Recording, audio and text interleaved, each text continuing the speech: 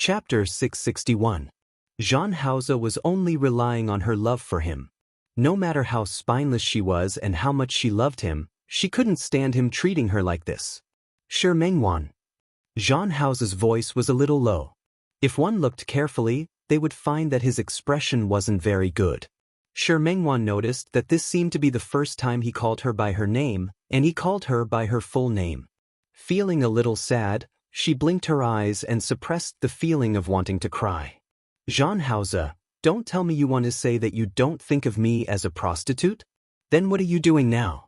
Don't tell me you want to say that you like me? Did he think she would believe him? Jean Hauser didn't like to hear that word from her mouth, but she insisted on saying it twice in a row.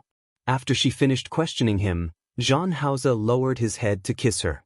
This time, Sure Mengwan made up her mind not to let him have his way. She retreated and used the force to push him away.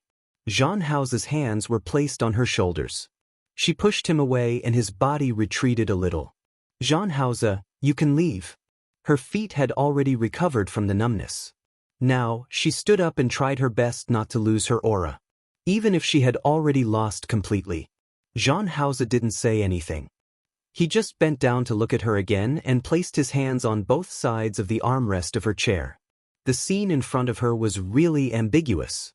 Sure Mengwan pressed her body tightly against the back and stared at Jean Hauser warily. She didn't say anything, and he didn't say anything either. He just stared at her. Sure Mengwan was very uncomfortable. She blinked her eyes and was still thinking about how to chase this person away. With a bang, the sudden sound from outside stunned Sure Mengwan for a moment. She turned around and realized that someone was setting off fireworks outside. It was only then that she remembered. Today was New Year's Day.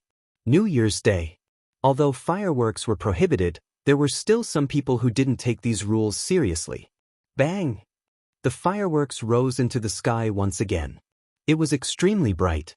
When Sure Mengwan rented this place, half of the reason was because the view was good, and there were a few department stores opposite it.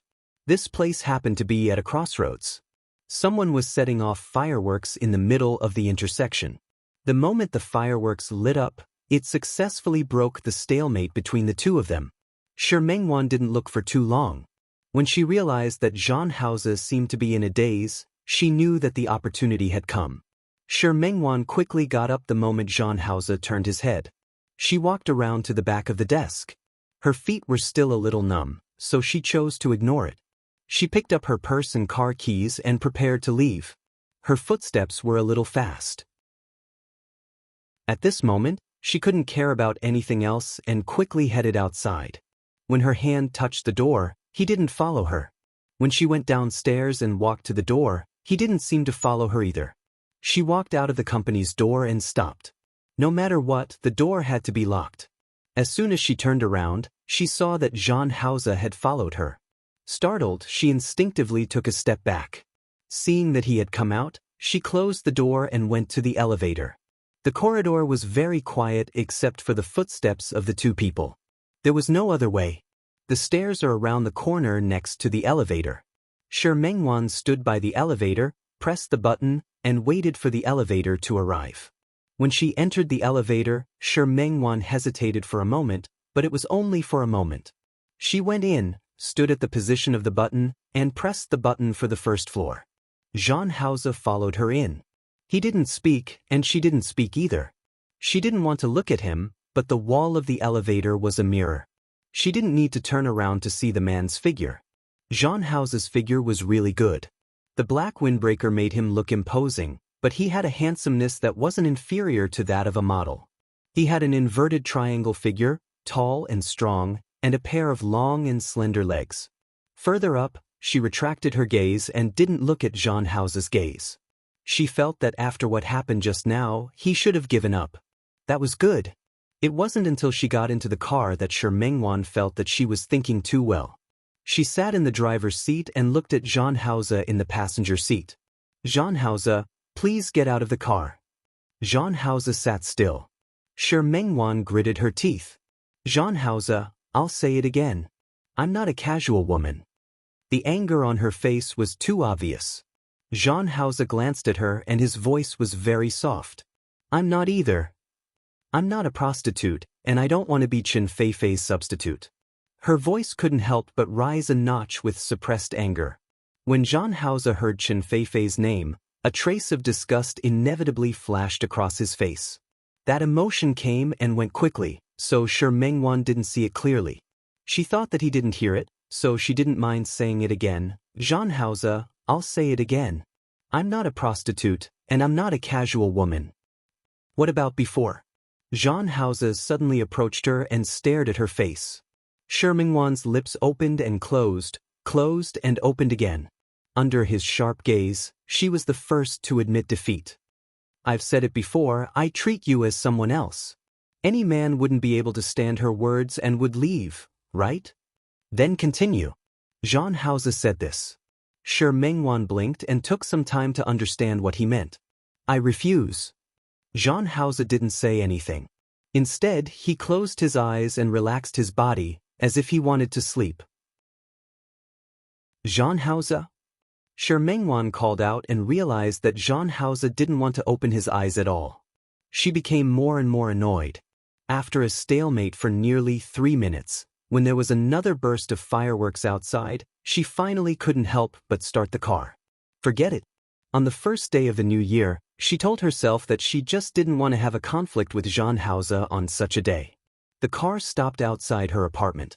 She turned around and was about to call Zhang Haoze. She realized that he seemed to have really fallen asleep. Shi Mengwan was about to speak, but she saw the darkness in Zhang Haoze's eyes. She didn't notice it before, but now she saw that Zhang Haoze's expression didn't look very good. There were faint green marks under his eyes, and there were also some green marks on his chin. It looked like he really didn't have a good rest.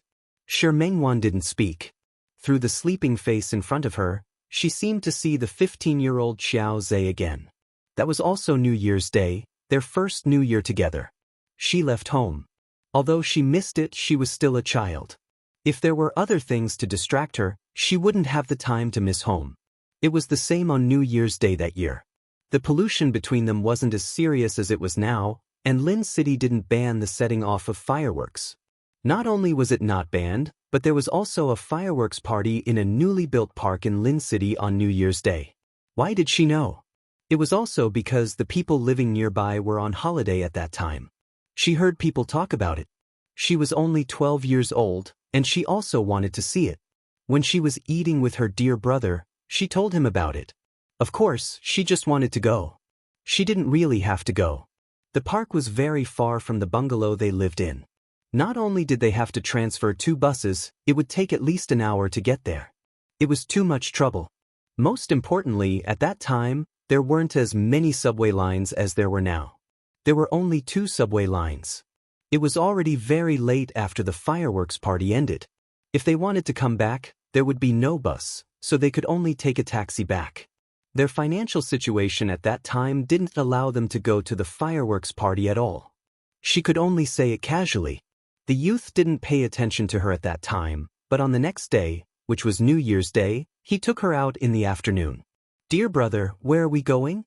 After spending a few months together, Shi Mengwan became more and more comfortable calling the youth dear brother. Guess. I can't guess. Shi Mengwan shook her head. Today was the first day of the new year.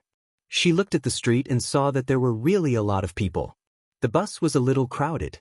She almost fell when she made 2 turns. Be careful, hold me. The youth's voice had improved a little over the past few months, but it was still a little hoarse and unpleasant to hear. She looked at him. He was taller than her, and his hand was holding the ring on top. She pursed her lips and directly held his hand. When the bus made another turn, her body fell to the side again. The youth supported her with his hand that wasn't holding the ring. Although he was thin and small, he was quite strong. She was in his arms, half surrounded and protected. No matter how the people behind her shook and squeezed, she didn't fall anymore. At that time, she looked up at him and felt extremely at ease. If it weren't for her dear brother, she might have gone home long ago. But because of him, she always felt at ease. She lowered her head and smiled happily. What are you smiling at? Nothing. Shi Mengwan shook her head. When they arrived at their destination, she realized that they had come to the park where the fireworks party was held. You have a ticket? As far as she knew, because there was a fireworks party on that day, tickets were needed for the park that was usually open today.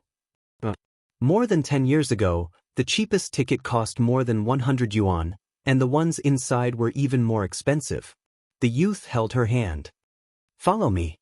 You can see it without a ticket. What did he mean? Shi Mengwan had been following the youth and only found out later. Near the park, there was a building that had just started to be built. One of the buildings had already been completed, but it hadn't been accepted yet. The young man was very bold. In the dim light of the night, he brought her to the roof. The night wind was very strong and cold. They could see the park opposite from where they were sitting. It'll start in a while. When the youth went out, he carried a bag. At that time, she didn't understand why the youth carried a bag. Only now did she understand. The youth took out a pair of binoculars and gave them to her. Use this to look. Thank you. Shi Mengwan smiled. With the binoculars, she could see some of the performances in the park very clearly. It was very loud and they could hear it from here. She was very happy, especially today. There was a group that she used to like very much. She couldn't help but turn around and point it out to the youth. However, she realized that the youth wasn't watching the performance in the park, but was looking at her. Dear brother? Was there something dirty on her face? It's nothing. You can watch if you like. The youth turned his face away. The night was too dark, so she didn't see it. The youth's ears were also slightly red. She just held the binoculars and watched with great interest. The youth not only prepared the binoculars, but also snacks and water. They were all things that little girls would like. When the fireworks party started, the binoculars weren't even needed. Because she was very close, she could see very clearly. There were all kinds of fireworks, colorful and dazzling. She had never seen so many forms of fireworks. She was very excited, but she couldn't help but feel a chill. The young man looked at her, and just like when they were on the bus, he pulled her into his arms. He was clearly so thin, but his arms were so warm. She didn't feel cold. Instead, she became more and more interested. The scene that night was like an extremely brilliant dream that she would never forget for the rest of her life. After the fireworks party ended, there were no buses. The youth actually took a taxi and took her back. At that time, she wanted to ask him where the money came from. But the youth didn't say, so she didn't ask. When the car stopped outside the alley, she was a little sleepy and wanted to sleep. She had always lived a very regular life. When it was time, she would go to sleep. The youth didn't wake her up. Instead, he carried her on his back and carried her home just like that. Her thoughts came back to her senses from the drowsiness that day. Shi Mengwan realized that Zhang Haoze had woken up at some point in time. She retracted her gaze, bit her lip, and quickly got out of the car. This time, when Zhang Haoze followed behind her, she didn't let him leave again. She knew that it was useless. When she entered the bathroom to take a shower, Shi Mengwan looked at herself in the mirror and felt a little conflicted. She bit her lip. Why couldn't she make up her mind to solve something that she knew was wrong? Forget it. Today was the first day of the new year. If there was anything else, she could talk about it after today. Shi Mengwan told herself that after today, she would definitely chase Zhang Haoze away. Even though she knew that she couldn't do anything to Zhang Haoze. To Shi Mengwan's surprise, when she returned to her room after taking a shower, Zhang Haoze was already lying on the bed. His eyes were closed, and he seemed to have fallen asleep again. Was he very sleepy? Shi Mengwan wanted to ask, but she felt that she couldn't get anything out of him. She went to bed and fell asleep. Just as she turned off the light, Zhang Haoze reached out his hand. Her body stiffened for a moment. She didn't like this. She didn't like that every time Zhang Haoze came, he wanted to have sex with her. She didn't like that he only had passion in bed and coldness outside of bed. To her surprise, Zhang Haoze only hugged her. Sensing that her body was stiff, he buried his face in the pit of her neck and gently rubbed her neck. I'm very sleepy. I want to sleep. He lowered his voice and didn't say another word. The man seemed to be really sleepy and wanted to sleep. Shi Mengwan waited for a while and heard the man's long breathing. She froze for a moment and couldn't help but look up at the man's face. The lights in the room were already off, and the curtains were drawn. She couldn't see clearly. It was dark. She thought about the dark shadow on the man's face just now, and the fatigue on the man's face. A flash of heartache flashed across her heart, but she tried her best to restrain it. She told herself that it had nothing to do with her. But no matter how much mental preparation she made, Shi Mengwan still raised her hand. Just as she was about to touch the man's face, she retracted it. She closed her eyes and pressed her face against his heart when he was unconscious. Listening to his steady heartbeat, she fell asleep. When Shi Mengwan woke up in the morning, Zhang Haoze was still sleeping. He seemed to have really fallen asleep. She stared at his sleeping face for a long time, then gently retreated from his arms. After washing up, Shi Mengwan realized that Zhang Haoze was still asleep. She ignored him and went straight to the kitchen. After searching for the ingredients, Shi Mengwan decided to make the simplest breakfast. She took one set of ingredients, but when she thought of the person who was sleeping in the room, she still took 2 more sets of ingredients. She remembered that he had always had a big appetite. In the room, Zhang Haoze didn't sleep for long. He was woken up by the ringing of his phone. He picked up the phone. It was Qin Feifei. "Brother Hao, when are you coming back?" "Feifei?" Zhang Haoze looked at the time and sat up. "Brother Hao." Qin Feifei, who was on the other end of the phone, seemed to hear something different. "What's wrong with your voice? Are you sleeping?" "No." Zhang Haoze shook his head and his voice returned to its usual calmness. "What's the matter?" "Of course there's something. It's New Year's Day." "It's New Year's Day, but you're actually going on a business trip. You're not coming back to accompany me." There was silence. Zhang Haoze didn't answer, and Qin Feifei didn't really want him to. "Dad is too much. Why did he let you go on a business trip so far away by yourself? You still have to go for so many days. Are the people raised by the company all useless?" "Feifei." Zhang Haoze's voice changed. Qin Feifei gritted her teeth. "Okay, I know this is because Dad trusts you. But I'm just not happy. I want you to accompany me. Wait for me to come back." Zhang Haoze's voice was indifferent. "Is there anything else?" "Yes." Qin Feifei thought of the news she had received before. "I heard that the marketing manager of the partner company is very beautiful. Do you think she's beautiful or me?" Zhang Haoze didn't want to answer this question at all. "That's all you want to ask? Then I'll hang up. I still have a meeting later." "Brother Hao." Qin Feifei gritted her teeth with a ferocious expression. Zhang Haoze wasn't in front of her, and she wasn't afraid of being seen by him. Zhang Haoze hung up the phone and went back to sleep. His phone rang again. He looked at the number and picked it up. "How is it? Is it convenient over there?" "Everything is going well." Tang Hua's voice sounded on the other end of the phone. "The things you asked for have been resolved." Zhang Haoze knew that it would definitely be resolved.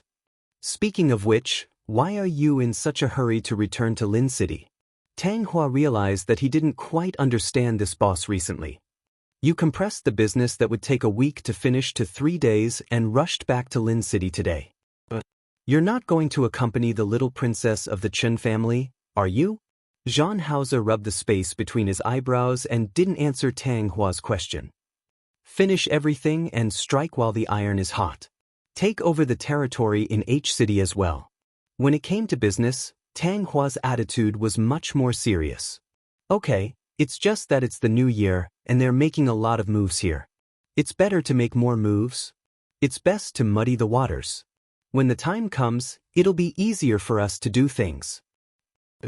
Tang Hua nodded and thought of something else. "All right, sixth brother has been clamoring to go to Lin City to help you. What do you think about this? Don't let him come." Zhang Haoze thought of something. "Let him go to Qing City." "Boss?" The way he addressed him didn't change Zhang Haoze's decision. "Not only sixth brother, but also fourth brother and seventh brother. Just say that I said it." "Yes." "Tell fourth brother that I'm ready to pull in the net." "Okay." Tang Hua's voice was a little excited.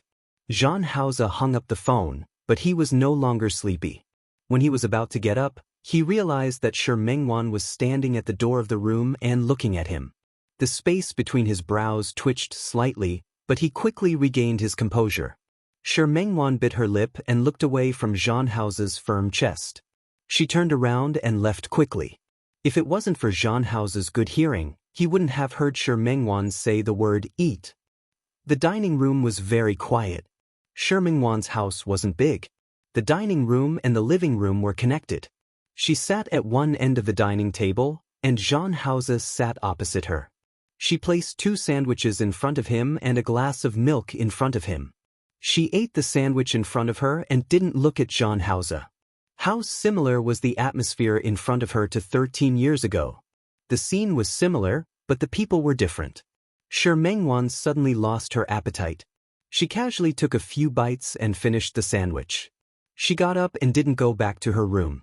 Without looking at Jean House, she went straight to the living room and turned on the TV. She rarely watched TV. At this moment, the TV was replaying the New Year's Eve party the day before yesterday. She didn't know when it started, but some satellite TV stations competed to hold the New Year's Eve party every year. She didn't change the channel. She just stared at the TV in a daze until a very sexy female voice came from the phone. She sang with a very textured voice. There are so many scenes, so many romantic, so many people's hearts are sad, and they get together and part on good terms. I can't finish watching it for many days. You liked it when I kissed you just now, right? Otherwise, why did you keep holding my hand and not let go? You said you really wanted to take me back to your hometown. Slowly like you, slowly get intimate, slowly talk about yourself, slowly walk with you, slowly want to cooperate with you, slowly give me to you. Shi Mengwan couldn't help but start to daydream again. Those scenes were actually really not romantic, but she really wanted to slowly walk with Jean House and slowly give herself to him. She turned her face in the direction of the dining table and found that Jean House had finished eating at some point. He got up and walked to the sofa. She was looking at him and he was also looking at her. He also saw the television. Perhaps Shi Mengwan's gaze was too direct. Jean House walked to her side and sat down. He pulled her body into his arms, lowered his head, and kissed her lips directly and accurately. Shi Mengwan blinked and didn't refuse. Jean House pressed her body onto the sofa. Shi Mengwan bore his weight and raised her hand to wrap around his neck. The sofa wasn't small, but it was a little difficult to accommodate 2 adults. In order not to fall, she hugged him tightly, and he hugged her body tightly. The air conditioner in the living room wasn't turned on, so Shi Mengwan was actually a little cold. However, it was only cold for a moment, and it quickly warmed up. When her clothes were torn apart and her body was hit by him, Shi Mengwan's heart flashed with bitterness. At this moment, she suddenly realized something. Jean House wasn't the only one who liked to do this. In fact, she liked it too. Because only at this moment, only when he was one with her, would she have the real feeling that he was her dear brother. Chapter 662. Shi Mengwan's body curled up there. She didn't speak, nor did she look at Jean House. It was one thing to admit it in his heart, but it was another to show it and say it out loud. She felt ashamed. In fact, every time she had intimate relations with Jean House, she felt ashamed. This was something that could not be controlled. The greater the satisfaction when they were together, the greater the emptiness after. Her body was carried into Jean House's arms, but she suddenly waved his hand away. "Don't touch me." Jean House's hand stopped in midair. Looking at her back, he didn't seem to understand what was wrong with her. Shi Mengwan didn't look at him. She quickly got up, hurriedly picked up the outermost clothes to cover her body, and then went into the bathroom. She locked the door and stayed inside for nearly half an hour. When he came out again, he had already tidied himself up. She returned to the living room and found that Jean House was still sitting on the sofa. "You're still not leaving? Shouldn't he have left at this time in the past?" Jean House sat on the sofa and looked at her. She had just taken a shower, and her skin was red.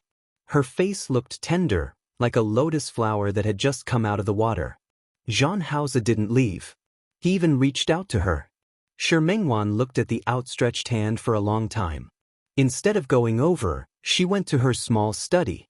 She didn't want to see Jean House, so she could only let herself draw. Yesterday, she had saved her sketches in the mailbox. Now, all she had to do was open it and finish the rest. She had an idea in her mind to make a collection out of yesterday's dress. The entire series is themed around cherry blossoms. She was a person who immersed herself in her work and did not care about anything else. It was only when she heard a knock on the door that she thought she had misheard. She looked up and found John Hauser standing at the door. He was really free today. Shi Mengwan was a little puzzled. Why didn't he leave after finishing it like before? Time to eat, he said. Shi Mengwan was stunned for a moment. She blinked her eyes, as if she only had the time now to pay attention to the time. It was almost 1 o'clock. His cooking? Shi Mengwan looked at John Hauser and remembered that he didn't know how to cook. She was a little curious and couldn't care less that she didn't want to see him just now. He got up and went outside. There were 4 dishes and 1 soup on the dining table. From the looks of it, one could tell that it was made by a chef.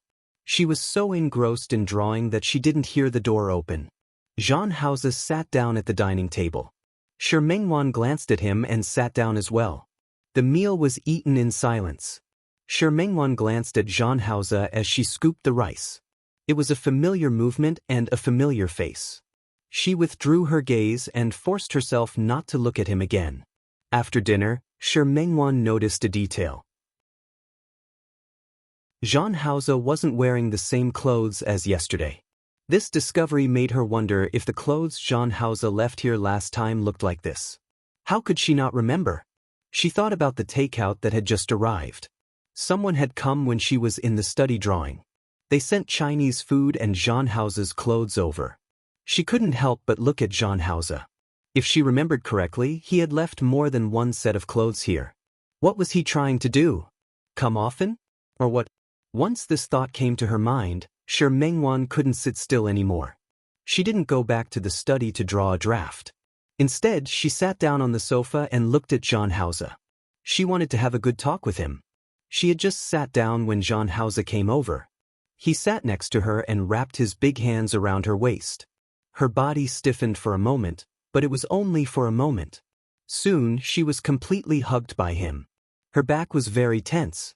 She tried her best to keep a certain distance from him, but it was almost impossible under such circumstances. His chin rested in the crook of her neck, and he held her tightly against him. John Hauser, the atmosphere in front of her wasn't right. She was afraid that he would act recklessly again when he got excited. In order to divert her attention, she picked up the remote control and turned on the TV. It happened to be a variety show. Shi Mengwan wasn't very interested in these things, but she forced herself to focus on the TV. It was a very popular show in recent years. A few guests were trying their best to amuse people. Shi Mengwan wasn't amused, but she watched very seriously. At first, she was afraid that John Hauser would do it again, but later, she realized that he didn't do anything else. She calmed down. John Hauser. Yes. Are you okay? He should be very busy, right? Didn't he have to go to work? Although she didn't know what he was doing now, she remembered that the last time they met, he knew Su Qing-sang and even called her Mrs. Hua. He was also there at Hua Jinyao's company's banquet. He had the demeanor of a business elite. Didn't he have to go to work? John Hauser frowned slightly when she saw how she couldn't wait for him to leave. The hand on her waist tightened. I'm free today. Didn't she say that she wasn't leaving? She resisted the urge to chase him away. Are you that free? There was a hint of sarcasm in her words. John Hauser heard it, but he wasn't angry. I'm not free. But he was free today. He compressed his work into 3 days to complete it, so he could be free today and tomorrow. Shi Mengwan was speechless. She thought to herself that she wanted to chase him away, but now she didn't know how to respond. While she was in a dilemma, he gently moved her face slightly. Her body pressed closer to him. Her overly intimate behavior made her turn her face to look at the TV and focus all her attention on it. What plans do you have today? Plans. What plans could she have? It turned out that she wanted to go home to accompany her parents and family, but because of the sudden order, she returned to Lin City. She turned to look at John Hauser, and he was also looking at her. John Hauser's eyes flashed with uneasiness when she looked at him with a puzzled gaze, but it was only for a moment. Aren't you going out? Today was the last day of the long holiday. Shi Mengwan bit her lip and turned to look at Zhan Haoze. Her waist was still sore, which made her lack the mood to go out. I don't want to go out. The atmosphere was a little awkward. She turned to look at him. She had many questions to ask, such as what had happened to him. For example, why did he forget everything in the past? Or for example, why did he come? What was he thinking? What did he think she was? But in the end, those questions turned into silence. She turned her face away and forced herself to focus on the TV again. She sat in his arms, and the two of them snuggled together. Their posture was very intimate. Shi Mengwan's face was pressed against his chest. She couldn't tell what she was feeling. She couldn't help but sneak glances at him. His jawline was perfect, and his gaze was on the TV in front of him. Sensing her gaze, he turned his face to look at her. Shi Mengwan quickly retracted her gaze like a thief. Her heart was beating a little fast, but before she could turn her face away, Zhan Haoze's hand was already on her cheek. He stared at her face, tilted his head, and kissed her lips just like that. The kiss was fiery hot, with his nice mint smell. Shi Mengwan didn't even know how to breathe after kissing, but now she could already respond to him. She knew his actions and what he was going to do next. His lips weren't as cold as his person. Instead, they were very soft and warm. Her eyes gradually became a little blurry. It wasn't until she felt Zhan Haoze's hand slowly slide down from her waist, as if he was going to go further, that she grabbed his hand. She took a step back, stared at his face, and swallowed her saliva. No. Don't do this kind of thing every time. Don't come here every time as if he was treating her as a target to vent. She couldn't stand this. Zhan Haoze looked at her with a deep gaze, with emotions that she couldn't understand. In the end, he didn't continue. Instead, he wrapped his arms around her waist again and started watching TV again. Shi Mengwan didn't pay attention to what was on TV at all. She didn't expect Zhan Haoze to actually stop. This made her feel a little strange. She didn't sleep much yesterday, and she woke up quite early today. She was dizzy and slowly closed her eyes again. Shi Mengwan remembered that after eating the wine-brewed meatballs on the Lantern Festival, Qiao Zhe left early and returned late for a few days. They slept on the same bed, but they couldn't see each other. She didn't understand what was wrong, but she felt that he might think she was being frivolous. After all, she came from a small town. Her parents had always been strict, and she knew that she might have done something wrong. When she thought of this, she almost couldn't control herself. It was as if she wanted to prove something, but it was also as if she wanted to get an answer. She woke up early and stopped the young man when he was about to go out. "Dear brother, why have you ignored me these few days?" She looked at the young man's handsome features, her little face full of confusion. Qiao Zhe didn't dare to look at Shi Mengwan's eyes. He was 15 years old, and there were usually some people by his side. He had also seen a lot of things. He knew what he meant that night, but he was too ashamed to say it out loud. He had feelings for this girl who was still a young girl. In his eyes, this was shameful and couldn't be said. He didn't even dare to face Shi Mengwan. She called him brother and treated him as her brother. She came and suffered with him. She cooked for him and washed his clothes. She took care of his daily life. This small house, because of Shi Mengwan, unexpectedly felt like a home. He felt very guilty. The young man's thoughts were secretive and couldn't be told. She wasn't even 14 years old. At this moment, when he met Shi Mengwan's clear eyes, he looked away. "I'm not ignoring you. You're thinking too much." The young man's voice was about to go through puberty. It was still a little hoarse, but it was a little clearer. Shi Mengwan bit her lip and shook her head. "No, it's not like that. You're just avoiding me. You're ignoring me." "It's nothing," the young man replied in a muffled voice and turned to leave. Shi Mengwan quickly blocked in front of him. Her eyes unexpectedly revealed a maturity that didn't belong to her age. "Where are you going?" "I'm not going anywhere." "Where are you going if you're not going?" "I'm going too." "I'm going to earn money." "I'm going too." "I can help you." "I don't want your help." "Why?" Shi Mengwan decided to get to the bottom of it. "Why can't I go? I eat and use your food every day, and I can also work hard to support myself. I want to help." "I told you, I don't want your help." Could she go where he was going? A hint of anxiety appeared on the young man's face. "Mikwe, I'm leaving." His tone was a little anxious, but it wasn't fierce. Shi Mingwan's face darkened as she took a step forward. "I just want to help you? I said it's not suitable for you. Do you hate me?" Shi Mingwan felt a rare sense of loss and hurt in her heart. "Tell me honestly, do you hate me? What nonsense are you talking about?" If he could hate her, he wouldn't be so unable to face her. "You still say no? You wouldn't have spoken to me in such a tone in the past, and you wouldn't have treated me like this." Other than the first month she came, she got along with Xiao Zhe like brother and sister. She thought that in his heart, even if he couldn't treat her as his biological sister, he would at least take good care of her. She had a special status. Shi Mingwan's unreasonable pestering made the young man a little angry. Without thinking, he walked past her and was about to leave. Shi Mingwan gritted her teeth and blocked him with determination. "Tell me, do you dislike me?" She was embarrassed to say that sentence, but now she had to say it. "You dislike me, don't you? Because you think I'm frivolous, you think I'm casual, and I think I'm the kind of girl who doesn't have self-respect? Isn't that right? What nonsense are you talking about?" "That's what you think." Shi Mingwan bit her lip and was immersed in great sadness. "If that's not the case, why are you ignoring me? Is it because I kissed you that day?"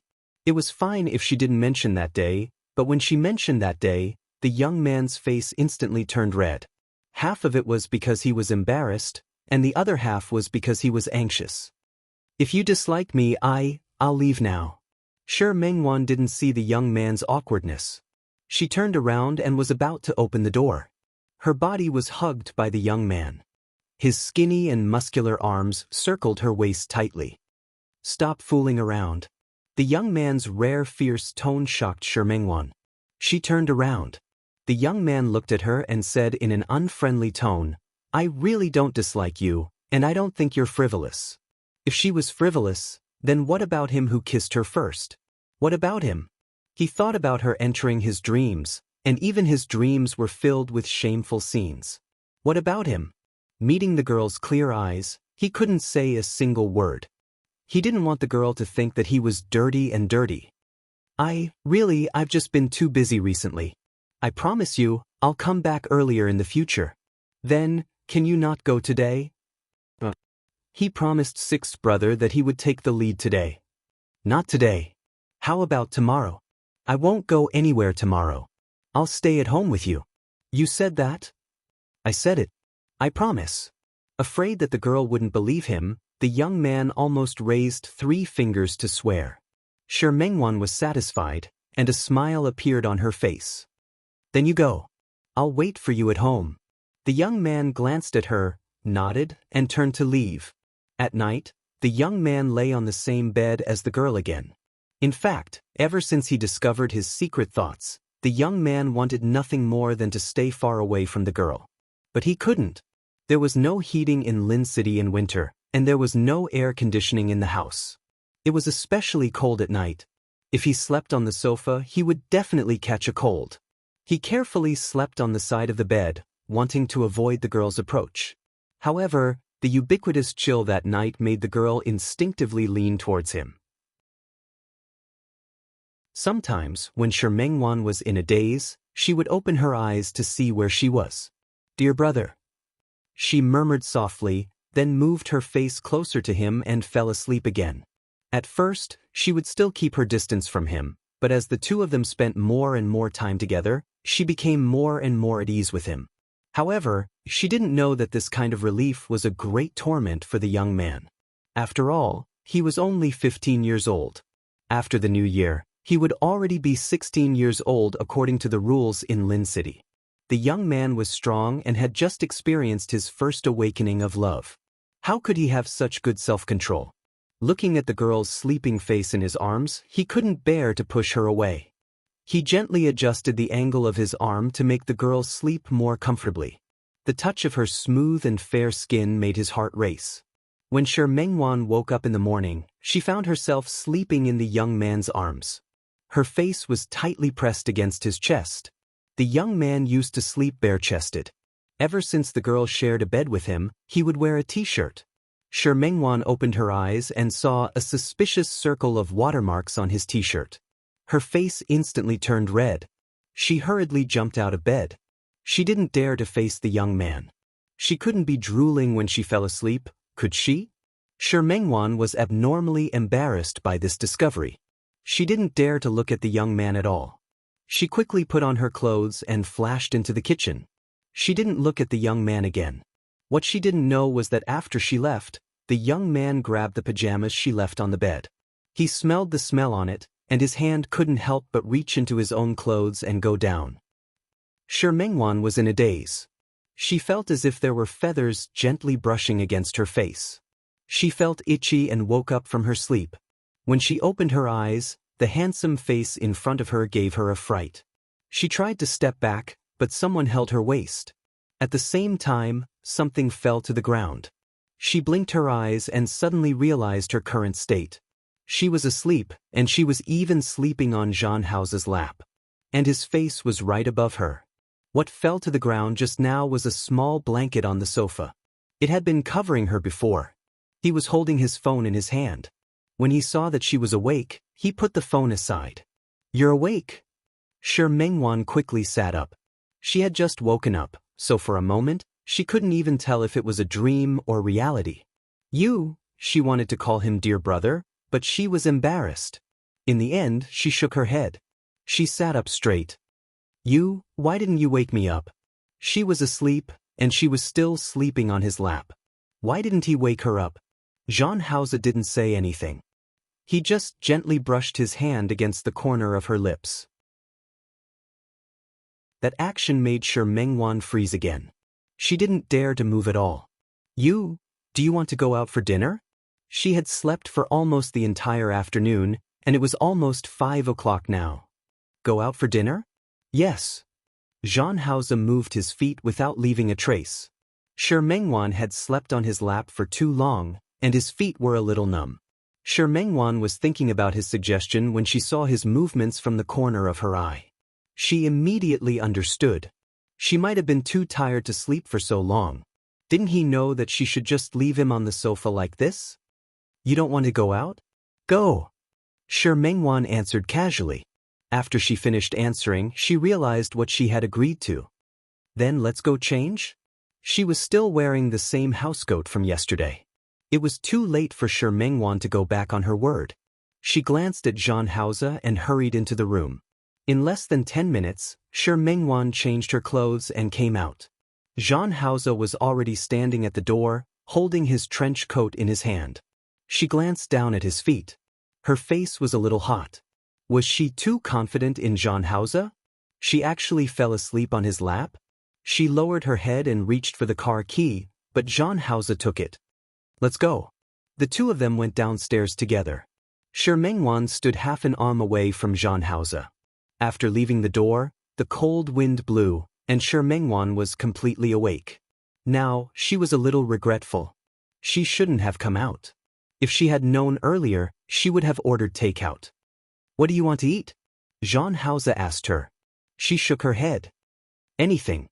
After saying that, she realized that this answer seemed to be one of the most annoying answers. According to the internet, it was the most annoying to ask someone what they wanted to eat. She explained a little embarrassedly, "I'm not picky."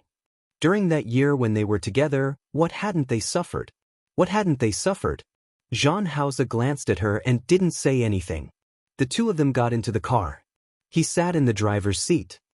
"Anything?" Shi Mengwan looked up at the signboard in front of her. The two big words on it made her a little dumbfounded. Jean Hauser didn't look at her and led her inside. The signboard on the door was anything. They entered the door. It was a small courtyard. After passing through the courtyard, there were a few private rooms. Someone came over and led the two of them to one of them. They entered the door. The waiter served tea. Shi Mengwan took a sip. It was Longjing. She didn't know much about tea, but she used to have a client who was in the tea business. She kind of understood. After the tea was served, she didn't see anyone. No one brought the menu over. She looked at Jean Hauser in surprise. "Don't you need to order?" "No." Jean House's voice was very soft. This shop is called Anything, which means that they don't allow people to order. Their chef will serve the dishes according to the number of people who come. There was such a shop in Lin City? Shi Mengwan really didn't know. The private room wasn't big and was decorated very elegantly. There were only the two of them, but it was too quiet. Shi Mengwan bit her lip and tried to find something to say. How did you know about this place? I found it by accident. Jean Hauser lowered his head and drank his tea. He didn't say how he found it by accident. Shi Mengwan didn't ask any more. When she came in just now, she saw the small courtyard outside and felt that it was very interesting. Now, she wanted to go out and take a look. Can I go out and take a look? Sure. Jean Hauser looked at the curiosity on her face. Do you want me to accompany you? No need, I'll just take a look. In this season, she seemed to have seen a plum blossom in the courtyard outside. It wasn't the flowering season yet, but she seemed to have seen the bud. She wanted to confirm it. Jean Hauser watched her stand up and didn't follow her. He only added softly. The owner of this shop is very nice. You can look around.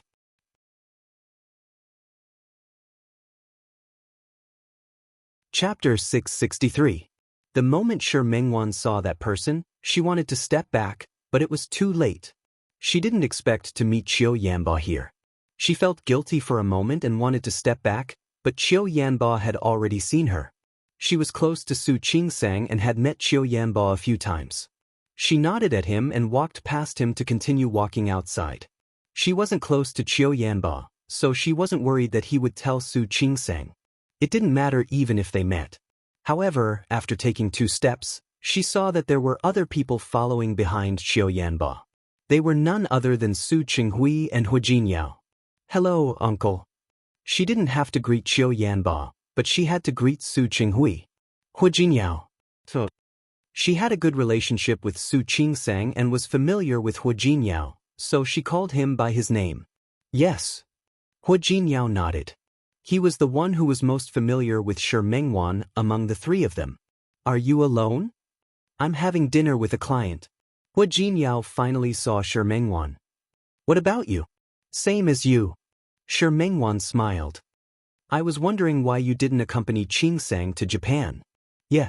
He really wanted to go to Japan with Su Qingsang. The reasons why he didn't go were that he had to discuss a collaboration project recently. The other reason was that, like Shi Mengwan, he wanted to give Su Qingsang and Xiang Kaiping a chance to be alone. She glanced at Su Qinghui, who acted as if he hadn't heard her. Go on with your work. I'm just looking around. Shi Mengwan tried her best to smile like usual. Hu Jinyao wouldn't pay attention to women other than Su Qingsang, so he didn't think too much into it. After saying goodbye to Shi Mengwan, the 3 of them went to the private room in the opposite direction. While Shi Mengwan was relieved, she also felt a little worried. Lin City was only so big, but she followed Jean Hauser out to eat like this. Jean Hauser and Hu Jinyao's company seemed to be working together. If they met, she didn't even dare to think about it. He was no longer in the mood to appreciate the scenery outside. Shi Mengwan returned to the private room. Jean Hauser seemed to be on the phone. When he saw her come in, he said to the other end of the phone and hung up. Are you done? No. Shi Mengwan walked to the seat opposite him and sat down. She glanced at him, picked up the tea in front of her, and took a sip. The tea was already cold. Jean Hauser looked at her and raised his hand to refill the teacup in front of her. Shi Mengwan held the cup. The warm teacup made her slightly relieved, but she was still a little worried. She didn't seem to be in the right mood. She was still in high spirits when she went out, but now her attitude had suddenly changed. Jean Hauser looked at her but didn't say anything. He picked up the teacup in front of him and drank some tea.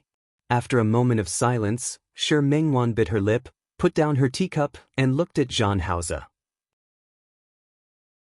What happened? I'm fine. Shi Mengwan still wanted to say something, but the waiter had already started to serve the dishes. The soup was cooled down and warmed up 3 times. The portion was not much. However, the dishes looked good and exquisite. Shi Mengwan was a foodie. Although the dishes in front of her were local dishes in Lin City, they were very appetizing. She picked up her chopsticks and temporarily forgot about her encounter with Hua Jinyao. After dinner, when Zhan Haoze got up and was about to leave, he found that Shi Mengwan was sitting there without moving. Zhan Haoze stopped and stood at the door to look at her, as if he didn't understand what she was thinking. Zhan Haoze, wait a moment. She got up and walked in front of him, not letting him open the door. I met Hua Jinyao just now. Huh? Hua Jinyao? What was he doing here? Zhan Haoze thought for a moment and immediately thought of it. Li Junxing came to Lin City. He and Hua Jinyao grew up together, so he took good care of Hua Jinyao.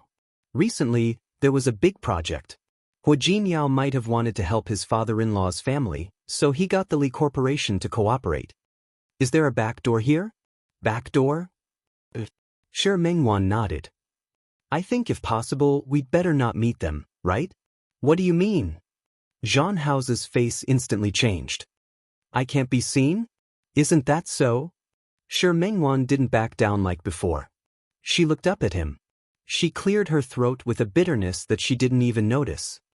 All right, it's not that you can't be seen, it's that I can't be seen. She lowered her head to look at him, her gaze calm. You have a fiancé. Tell me, how can I appear in front of others with you? Especially since that person was Hua Jinyao, Su Qingsang's husband. If he saw her with Zhan Haoze, he would definitely tell Su Qingsang. I said, I don't have a fiancé. Then what about Miss Qin? Shi Mengwan didn't want to be aggressive, nor did she want to question him, nor did she want to give people such a feeling. But she couldn't help it. She's not your fiancé, then who is she? Your girlfriend? Zhan Haoze's expression was very ugly now. His lips were pursed into a straight line.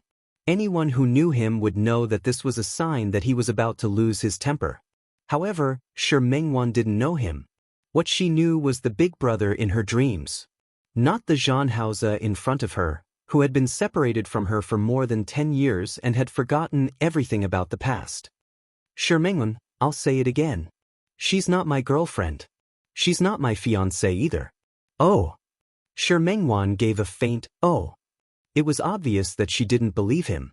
Zhan Haoze looked at her face and suddenly pulled her into his arms. He lowered his head and kissed her lips. She had just drunk the Longjing tea, and there was still the fragrance of the tea in her mouth. There was also a hint of bitterness in the fragrance. Shi Mengwan didn't move. She just stared at him with her eyes wide open. Her eyes were clear and straightforward. There were clear emotions in them. She wouldn't resist. She would let him do whatever he wanted. But she didn't believe him, nor did she believe his words. That was it. Zhan Haoze seemed to be annoyed and increased the strength on his lips. She was in pain, but she refused to give in. She didn't want to go out with him like this. It wouldn't be good if they met Hua Jinyao. Zhan Haoze knew what she was thinking. He bit her lips. It wasn't hard, but it hurt. She was really in pain, but she looked straight at him. She didn't give him a response, nor did she step back. She didn't even respond. He suddenly let go of her and took a step back. Her breathing was a little heavy, and so was he. He looked at her deeply, then suddenly reached out, opened the door, and walked out. The door had been silenced, so it didn't make too much noise when it was opened and closed.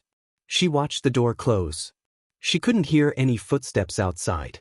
She didn't move and just stood there. Her heart couldn't resist Zhan Haoze, and her body couldn't resist Zhan Haoze either. But her rationality, her dignity, and everything else told her that she still had a bottom line. That was the bottom line that she wouldn't allow Zhan Haoze to cross. She knew it clearly, but her legs still felt weak. She stood there and found that her heart was beating very fast. She didn't know how long had passed. It was probably 10 minutes or maybe 20 minutes. She finally came back to her senses and left the private room. There was no one in the corridor. This shop was also interesting. There didn't seem to be many waiters, and there weren't many people either. How casual. She didn't meet Hua Jinyao and the others again. She went out and got into her car. She didn't see Zhan Haoze, but she didn't care. She got into the car, started the car, and left quickly. When she got home, she couldn't fall asleep after sleeping for the whole afternoon. She went into the study and drew out all her previous ideas. When the hour hand pointed to 12 o'clock, She finally finished drawing all her ideas. Before she got up and went to bed, she looked in the direction of the living room. There was no one and there was no sound. That night, she didn't hear any more knocks on the door. That man. He should have left. When she returned to her room, she realized that the bed sheets and quilts had been changed. Some of the traces inside had also been cleaned up. She hadn't noticed it before, but when she went to the balcony outside, she unexpectedly saw the bed sheets there. Shi Mengwan bit her lip and stared at the bed sheets for a long time. Finally, she returned to her bed to sleep. The bed sheets and quilts that she had put away earlier were all dried. There was a faint smell of laundry detergent. The only thing that wasn't there was the mint smell of that man. The youngest was already in his teens. After being raised to this age, he couldn't be brought along. In addition, she didn't like the attitude of her two uncles and aunts who thought that having a son was amazing. She had always opposed this matter. Her attitude was too domineering, and her parents couldn't do anything about it. Naturally, they would listen to her on this matter. However, Grandma would come to the house every few days to cause trouble. She wouldn't give up until she achieved her goal. Her youngest uncle's youngest son was 11 years old this year. He also wanted to adopt his eldest uncle's family so that he could live a better life. When Shi Mengwan returned home, she was anxious to explain this matter. Other than Xiao Qiu, no one knew that she had returned to her hometown. Grandma was already 81 years old. She was an old lady from the countryside and was in good health. When Shi Mengwan returned home, she heard her grandmother scolding her mother. Shi Mengwan's mother's surname was Chen. Back then, she was also a famous beauty in the surrounding villages. Even though she was old, her charm was still there. Shi Mengwan's mother was at the door, listening to her mother-in-law scold her for being a hen that couldn't lay eggs. She had heard this for more than 10 years and was already immune to it. However, Shi Mengwan couldn't take it anymore. She hurriedly got out of the car and rushed into the courtyard. Seeing the neighbors attracted by her grandmother's loud voice, she was furious. "Grandma, if my mother is a hen that can't lay eggs, then what are we? You little girl, you still know how to come back?" When Grandma Shi saw her, she became even angrier. "You're quite impressive. You know how to run off to enjoy life and leave this family to your parents. Well, did I say something wrong? Do you want to say that you're right?" After what happened back then, Shi Mengwan wasn't afraid of anyone. She was even more fearless. "My mother gave birth to me and my sister, so why can't she lay eggs? If my family didn't have my mother, would we be living such a good life now? I just don't understand. Grandma, you're already so old. Why can't you calm down and enjoy your old age? Why do you have to get involved in the affairs of the younger generation? You little heartless one.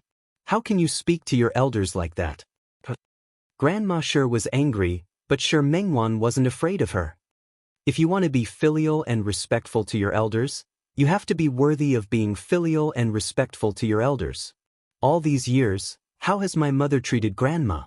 Doesn't Grandma know? Is it fun for you to force my mother like this every day? How am I forcing your mother? I'm doing it for her own good. Let me tell you, I'm finding someone to send her off. She'll thank me in the future. Yes, thank you. Thank you for letting her raise someone else's son, right?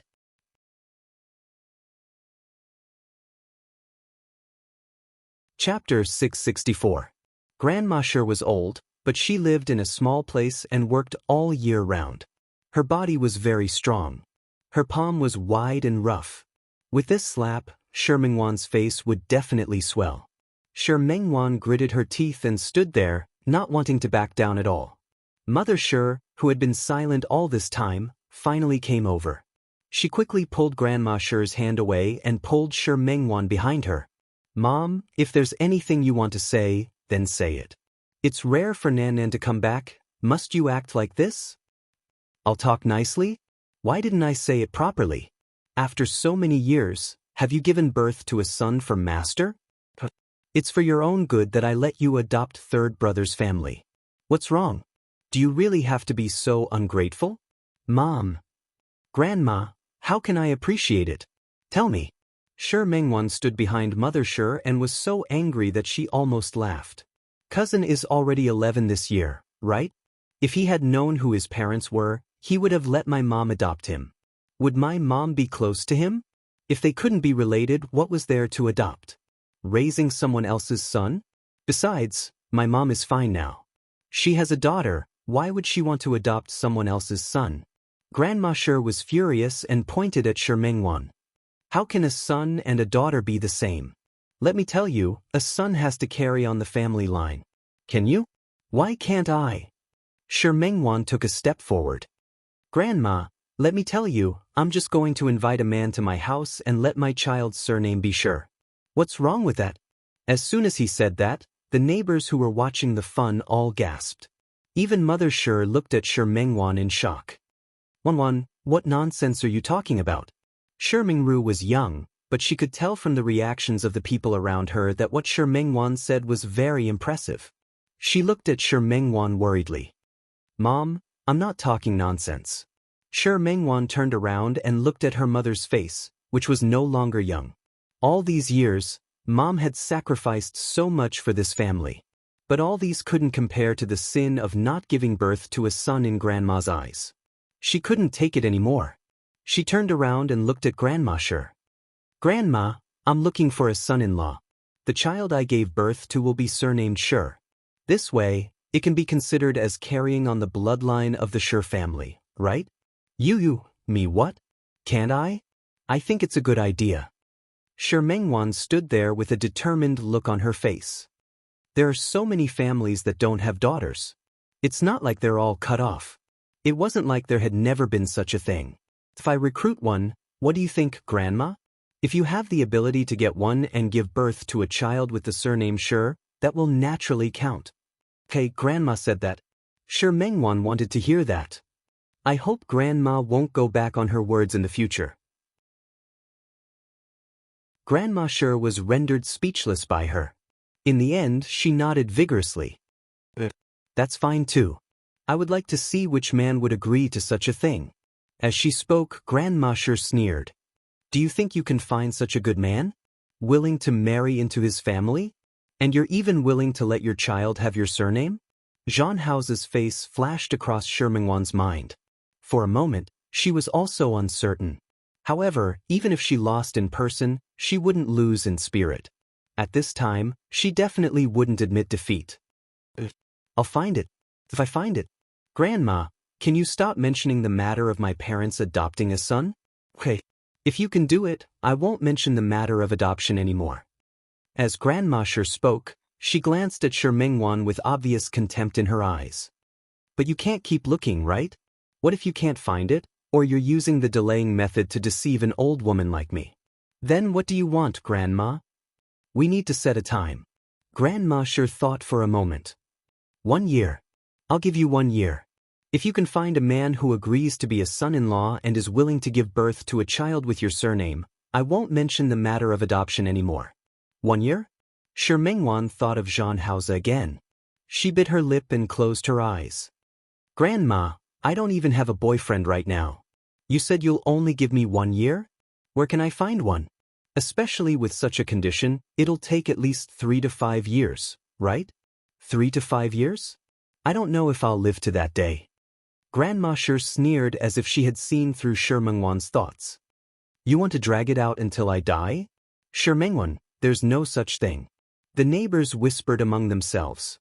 Many people looked at Shi Mengwan and agreed with her grandmother's words. They felt that she was deliberately stalling for time. 2 years. Shi Mengwan gritted her teeth and went all out. Grandma, 2 years. Within 2 years, I'll definitely find a man who's willing to be a son-in-law and let the child be born with my surname. When the time comes, you can't mention the matter of adoption anymore. Okay. Grandma Shi nodded and looked at Shi Mengwan from head to toe. Her gaze was really uncomfortable. However, Shi Mengwan didn't mind. Instead, she stood there openly for her to see, and also for the other neighbors to see. She would do what she said.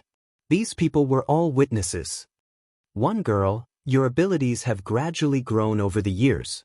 Oh wait, I'd like to see if you can find the man you're talking about in 2 years. She snorted. Grandma Shi, who had achieved her goal, walked out of the courtyard door. She despised Shi Mengwan's mother for not having a son, so she didn't want to live with her eldest son's family. Instead, she stayed at her second son's house. The neighbors who had come to watch the show had also finished watching the show, so they all dispersed. Mother Shi looked at her daughter with an anxious expression. Wanwan, how could you agree to something like this?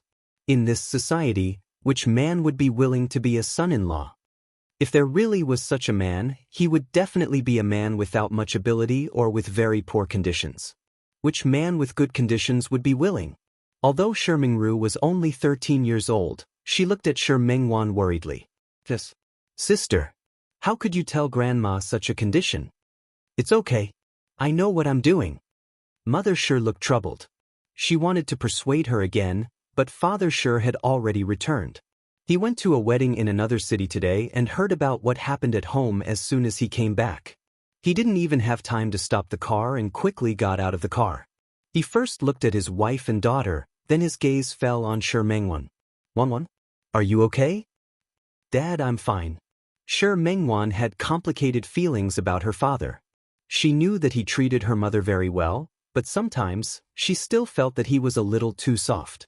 At least on the matter regarding her grandmother, she really had some grievances. Wanwan, I just heard that you agreed to your grandmother's condition? What condition? Dad. Shi Mengwan wanted to say that it was fine, but Shi Mengru couldn't help it anymore. She repeated what Shi Mengwan said to Father Shi. Father Shi's face turned red with anger. He looked at Shi Mengwan. I'll go find your grandmother. I'll tell her that I can't let you agree to such a thing. Even if his daughter was a girl, she was still the treasure in his palm. How could he watch his daughter live an unhappy life in the future? Shi Mengwan looked at Father Shi with a calm expression. I'm serious. Dad, don't go find Grandma. Even if you can make Grandma give up today, she will bring it up in the future. Since that's the case, you might as well listen to me. At least, Grandma will give us 2 years of peace. But... Father Shi looked at Shi Mengwan, his eyes full of heartache. When 2 years are up, are you really going to recruit a man? Why not? Shi Mengwan didn't think that what she was doing was wrong. I think it's pretty good. Wanwan. Mother Shi wanted to say something but hesitated. She looked troubled. You don't understand. How can things be as easy as you think? You might have forgotten about the aunt from your third aunt's in-law's family. Mother Shi glanced at Father Shi and was very helpless. Her family didn't have a son, so they got a son-in-law. But that son-in-law said that he was recruited and that it was fine if he ate, drank, and didn't work. In the end, he even went out to find a woman. He said that the child he gave birth to didn't take his surname anyway, so it couldn't be considered his. Yes. Father Shi sighed as well. He knew about that cousin. Your aunt was tormented by that man and passed away before she was 50. Wanwan, it's not that I don't want you to find a son-in-law, but there's really no man in this world who's willing. Mom, Dad, stop talking. I know what to do. Don't worry, I'll definitely find a suitable man. Shi Mengwan actually didn't believe it herself, but so what? Compared to her parents' difficulties, her sacrifice was nothing. After accompanying her parents for a night, Shi Mengwan tossed and turned on her bed at night, unable to fall asleep. She had agreed happily during the day, but she had forgotten about Zhang Haoze. She had never thought of being with a man other than Zhang Haoze, but she didn't know what Zhang Haoze thought. She remembered that a long time ago, she had asked her dear brother about his parents. He coldly replied to her with 2 words, dead. She could feel the disdain dear brother had for his parents from his usual behavior. Since that was the case, was it possible that he would be willing to marry into the family? She suddenly sneered. Did Zhang Haoze have a future with her? He had long forgotten everything that had happened between him and Gu Shijio. He was no longer her dear brother. How could he have a future with her? Not to mention marrying into the family. Shi Mengwan tried her best to get rid of that thought and stop thinking about it. Before she fell asleep, her last thought in a daze was. She gave herself 2 years. In 2 years, if she couldn't win Zhang Haoze's heart, if she couldn't make Zhang Haoze fall in love with her, think of her, and be with her, then she would give up. Before that, she still had to work hard. Shi Mengwan only stayed at home for a day before returning to Lin City. It was the end of the year, and there were many banquets. Their studio was also busy. She focused all her attention on her work and went to see Xiang Kaiping when she had time. It was almost the new year, and she had to settle some things before the new year. A week before the new year, she saw Zhang Haoze again. This time he came with Chen Feifei. The moment Shi Mengwan saw Zhang Haoze, she was stunned for a moment, but only for a moment. Miss Chen. Because Chen Feifei had specifically asked Shi Mengwan to serve her, Shi Mengwan could only cheer up and socialize with Chen Feifei. The weather was getting colder. Chen Feifei was wearing a rabbit fur top with Chanel's new winter clothes inside. The air conditioner was on in the room. She took off the top and handed it to Zhang Haoze. Brother Hao, help me take it. Shi Mengwan used a lot of willpower to force herself not to say that they had a special place to hang VIP clothes. I have 2 cocktail parties to attend during the new year. I want you to help me choose 2 sets of dresses. There was a faint smile on Chen Feifei's face. She looked at Shi Mengwan with a friendly gaze, but if one looked carefully, one could see that there was a hint of wariness and displeasure in her eyes. Chen Feifei's appearance was the weak type. She looked so weak that she couldn't even stand the wind. She didn't like women who were too beautiful, especially people like Shi Mengwan. That was why she was willing to come to Song's seeking studio. Because she wanted to torment Shi Mengwan. So what if she was beautiful? She could only be a clothes maker. If Shi Mengwan knew what Chen Feifei was thinking, she would definitely be speechless. A fashion designer was not the same as a clothes maker. Miss Chen, our studio has launched a new Cherry Blossom series. There are a total of 9 styles in this Cherry Blossom series. You can take a look. Shi Mengwan's Cherry Blossom series was actually 10 pieces, but the first one was ordered by the client. The remaining 9 pieces. Although the styles were different, it could be seen that they were similar designs. However, the details of each piece were handled differently. Cherry Blossom series? Chen Feifei's eyes lit up. Okay, let me take a look. Shi Mengwan brought her to try on the clothes. From the beginning to the end, she didn't glance at Zhang Haoze. Chen Feifei really liked the Cherry Blossom series. She looked at the clothes and thought of one thing. Miss Shi, you said that there was only one design for each of these clothes, right? Shi Mengwan nodded. I can guarantee that there won't be a second set of these clothes. All the clothes she designed had a specially created logo with the dark pattern of Song's seeking studio on it. It was inside the clothes. Although these styles are different, I can tell that they are from the same series. If I buy them and others buy them too, won't I be wearing the same clothes as others? It doesn't matter. Shi Mengwan explained patiently, this is a series to begin with. More importantly, we handle the details differently, so there won't be the problem you mentioned. Chen Feifei didn't say anything. She seemed to have thought of something. How about this, I want all 9 pieces. You're not allowed to make the same style again. I don't want to wear the same clothes as others. Okay. Shi Mengwan had nothing to say when she met such a straightforward customer. It was one thing to not like Chen Feifei. She would be a fool not to earn money. Chen Feifei tried on one of them and then went out to look for Zhang Haoze.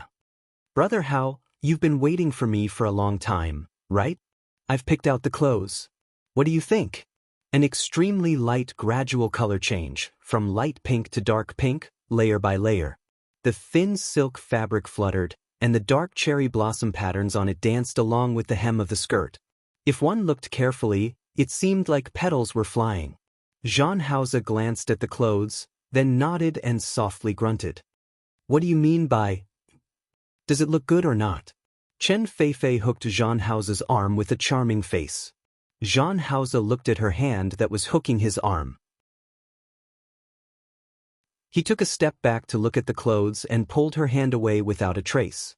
Not bad. Chen Feifei smiled and finally went to change in satisfaction. She went to change, but Shi Mengwan didn't follow. She stood there and glanced at Zhang Haoze's face. There was a flash of mockery and disappointment in her eyes. She was actually thinking about working hard for 2 years? Now it seemed that she didn't need to work hard for 2 years. Zhang Haoze already had a choice. Not wanting to pay attention to Zhan Haoze, Shi Mingwan turned around and walked in Chen Feifei's direction. Zhan Haoze's voice sounded behind her. "The clothes aren't bad." The sudden 4 words made Shi Mingwan stop in her tracks. She turned around and glanced at Zhan Haoze. Zhan Haoze was also looking at her. He cleared his throat. "When I said not bad, I meant the clothes aren't bad." After Shi Mingwan realized what he meant, the corners of her lips couldn't help but curl up.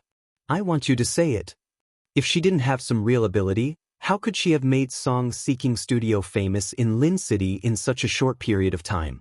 The expression on her face was full of confidence and arrogance. She was beautiful to begin with, but she was charming but extraordinary, gorgeous but not seductive. Zhan Haoze's eyes darkened slightly. His gaze suddenly changed. Shi Mingwan saw through his club. She lowered her head and turned to walk towards the fitting room. Chen Feifei picked out the 9 gowns and 2 pairs of shoes.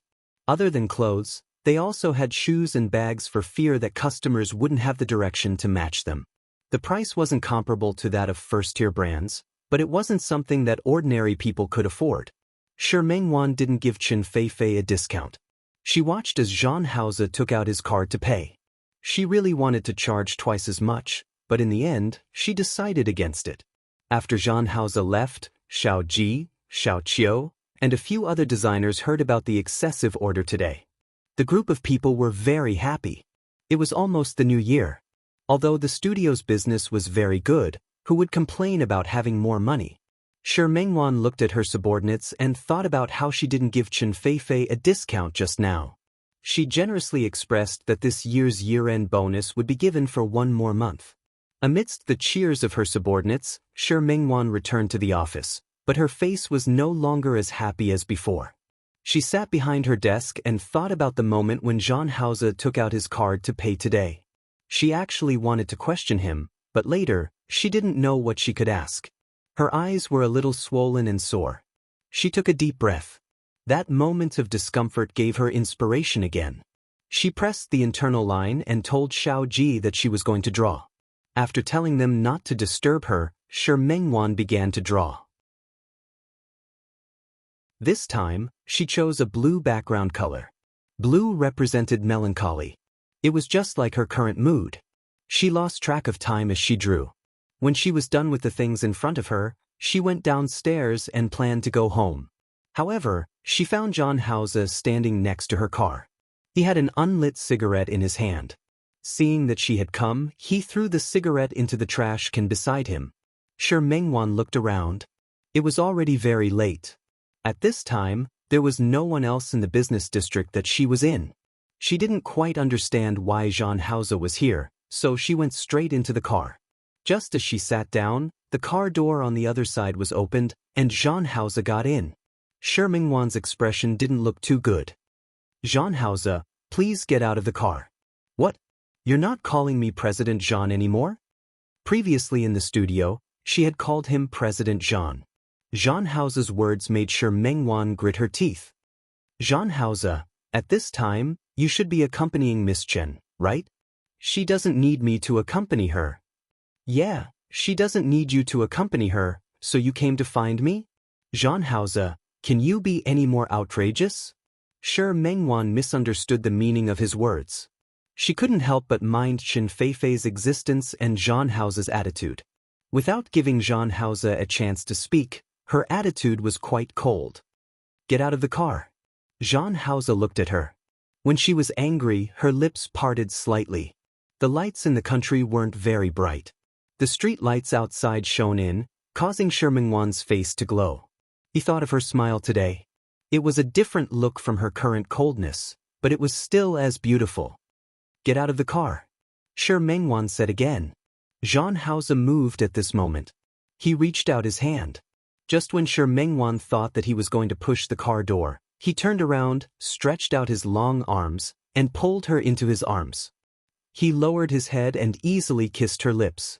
The space in the car was narrow, although the handbrake of the car was between the two of them. Instead, it made their lips press even tighter. Ever since Zhan Haoze left her apartment on New Year's Day, it had been almost a month since the two of them had seen each other. Shi Mingwan didn't want to admit it, But she had to. She missed Jean House's kiss and his embrace. His lips, his hands, his kiss and his touch made her body go soft.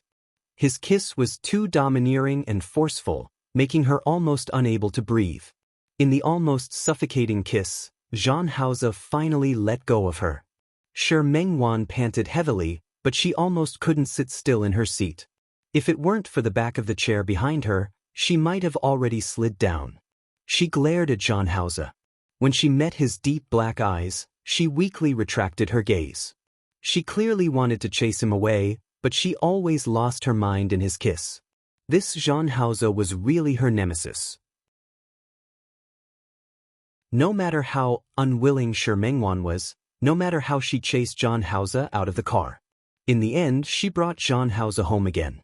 She was so upset that she didn't notice that when she jumped up, Jean House's gaze fell on her like a hungry wolf. It was filled with a predatory aura. As soon as she entered the door, Shi Mengwan's body was held in Jean House's arms. He searched for her lips almost eagerly. Shi Mengwan's lips hurt from his strength. Her coat, clothes and pants fell off one by one. They walked along the living room until the room. Shi Mengwan had just entered the door and hadn't had time to turn on the air conditioner. The moment her skin came into contact with the air, she was so cold that she shivered slightly.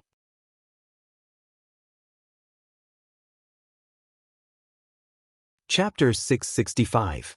At the same time that her body became hot, Shi Mengwan wrapped her arms around Jean House's neck and looked into his eyes. She had long since discovered that Jean House's eyes were darker than those of ordinary Asians. Most Asians' eyes had a hint of light brown in them. But Jean House's eyes weren't. His eyes were pure black. They were like a pair of extremely beautiful obsidian eyes. Every time he was aroused, the color of his eyes would become deeper and deeper. Like a deep spring, she often couldn't help but indulge in it. Not only now, but a long time ago, she liked to look at her dear brother's eyes. She thought that he was really her calamity. She could talk and laugh freely with difficult clients, and she could face her tricky grandmother with a strong attitude. She could even play tricks and make Xiang Kaiping happy. However, she couldn't be more at ease in front of Jean House. Every time she saw him, she always felt at a loss. The face in front of her overlapped with that of her dear brother. Shi Mengwan couldn't help but call him dear brother again. Jean House, who was trying his best to move on her body, became more and more aroused. In the end, he bumped into her until she couldn't speak anymore. When her consciousness shattered, she naturally couldn't call out the words big brother anymore. After Shi Mengwan told Xiao Zhe about it, she felt that what Xiao Zhe said before might be true. He really had something to do, so he left early and returned late. Because after that day, Xiao Zhe returned home early every day, had dinner with her, and woke up early for breakfast together. After the first month, the temperature in Lin City slowly rose. Shi Mengwan grew a little taller. She could no longer wear her previous clothes. In the past few months, some of the clothes she wore were bought by Xiao Zhe, and some were directly picked up by her. Her mother used to know how to make clothes and was the only tailor in the town at that time.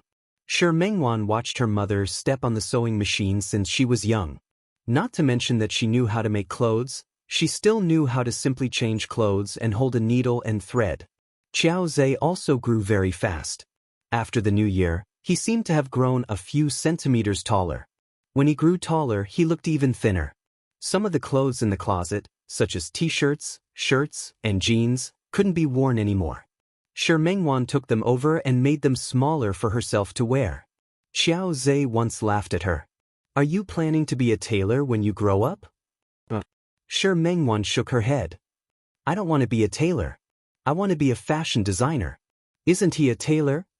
The young man had never come into contact with it before, so he started joking. Shi Mengwan was unusually serious. "No, a tailor is a tailor, and a fashion designer is a fashion designer. I've checked both of them. This is different." The girl's eyes were clear and bright. She did not back down when talking about her dream. The youth stared at the clothes in her hands. However, he stopped mocking him. "All right, it was different. I'm waiting for you to be a fashion designer." Shi Mengwan's eyes curved with an obvious smile. You trust me that much? Trust me. Just by looking at the stitches she had sewn and the clothes she had changed, there was nothing wrong with them. There was nothing for him to doubt. Shi Mengwan smiled, but that smile didn't last long. She thought of something else. Right now, she was hanging out with Qiao Zhe every day. She didn't go home or go to school. Being a fashion designer was just a joke. She had to at least go back and finish her studies. But when she thought of Grandma Shi and the messy things at home, she didn't want to go back. What's wrong? The youth looked at her with a pair of bright eyes. When he met the sadness in Shi Mengwan's eyes, he seemed to understand something. Do you not want to stay here anymore? Dear brother? Shi Mengwan was shocked when she heard this. Are you trying to chase me away? If you don't want to stay, then go home. You're different from me.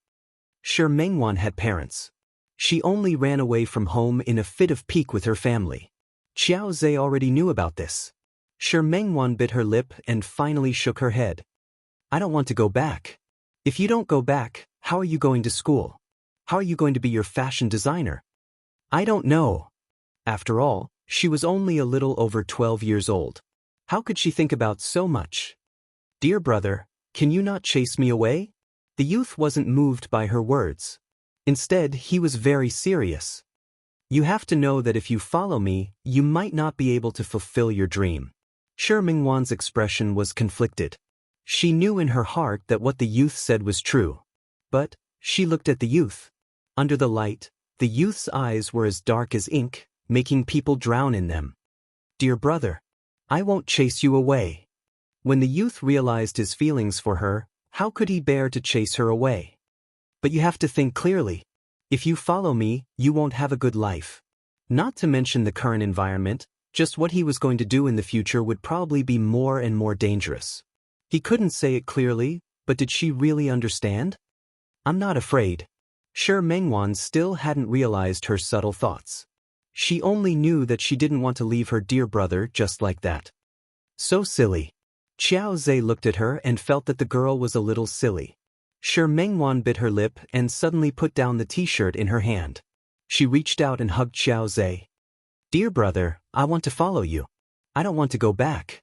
Even if their life was actually quite hard now, even if she had nothing here, she had her dear brother. She didn't have an elder brother in the past.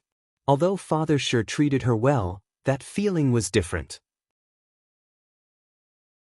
Shi Mengwan's slender body was soft, and there was a faint fragrance of a young girl on her body. The youth's ears quietly turned red. He almost didn't dare to look at the girl. If you don't want to go back, then don't go back. It was just a few simple words, but he said them in an exceptionally stiff manner. Shi Mengwan didn't notice. She only felt that she was happy because the youth didn't chase her away. She was still too young to know why she was so happy. Shi Mengwan opened her eyes and felt a hand on her waist. The blanket had slid down a lot, but she didn't feel cold. The air conditioner in the room had been turned on at some point, but she didn't notice it. Following the hand, she saw that Zhan Haoze was still sleeping with his eyes closed. She thought of the dream just now. The young man's thin but strong chest. She hugged him. He was clearly still very thin and weak. He was clearly just a young man, but he gave her a full sense of security. She looked up at Zhan Haoze. The feeling he gave her was still the same, but she didn't know if this feeling was only given to her or to other women. She knew that this was because she was different from him. Gently taking his hand away, Shi Mengwan got up and went to the bathroom.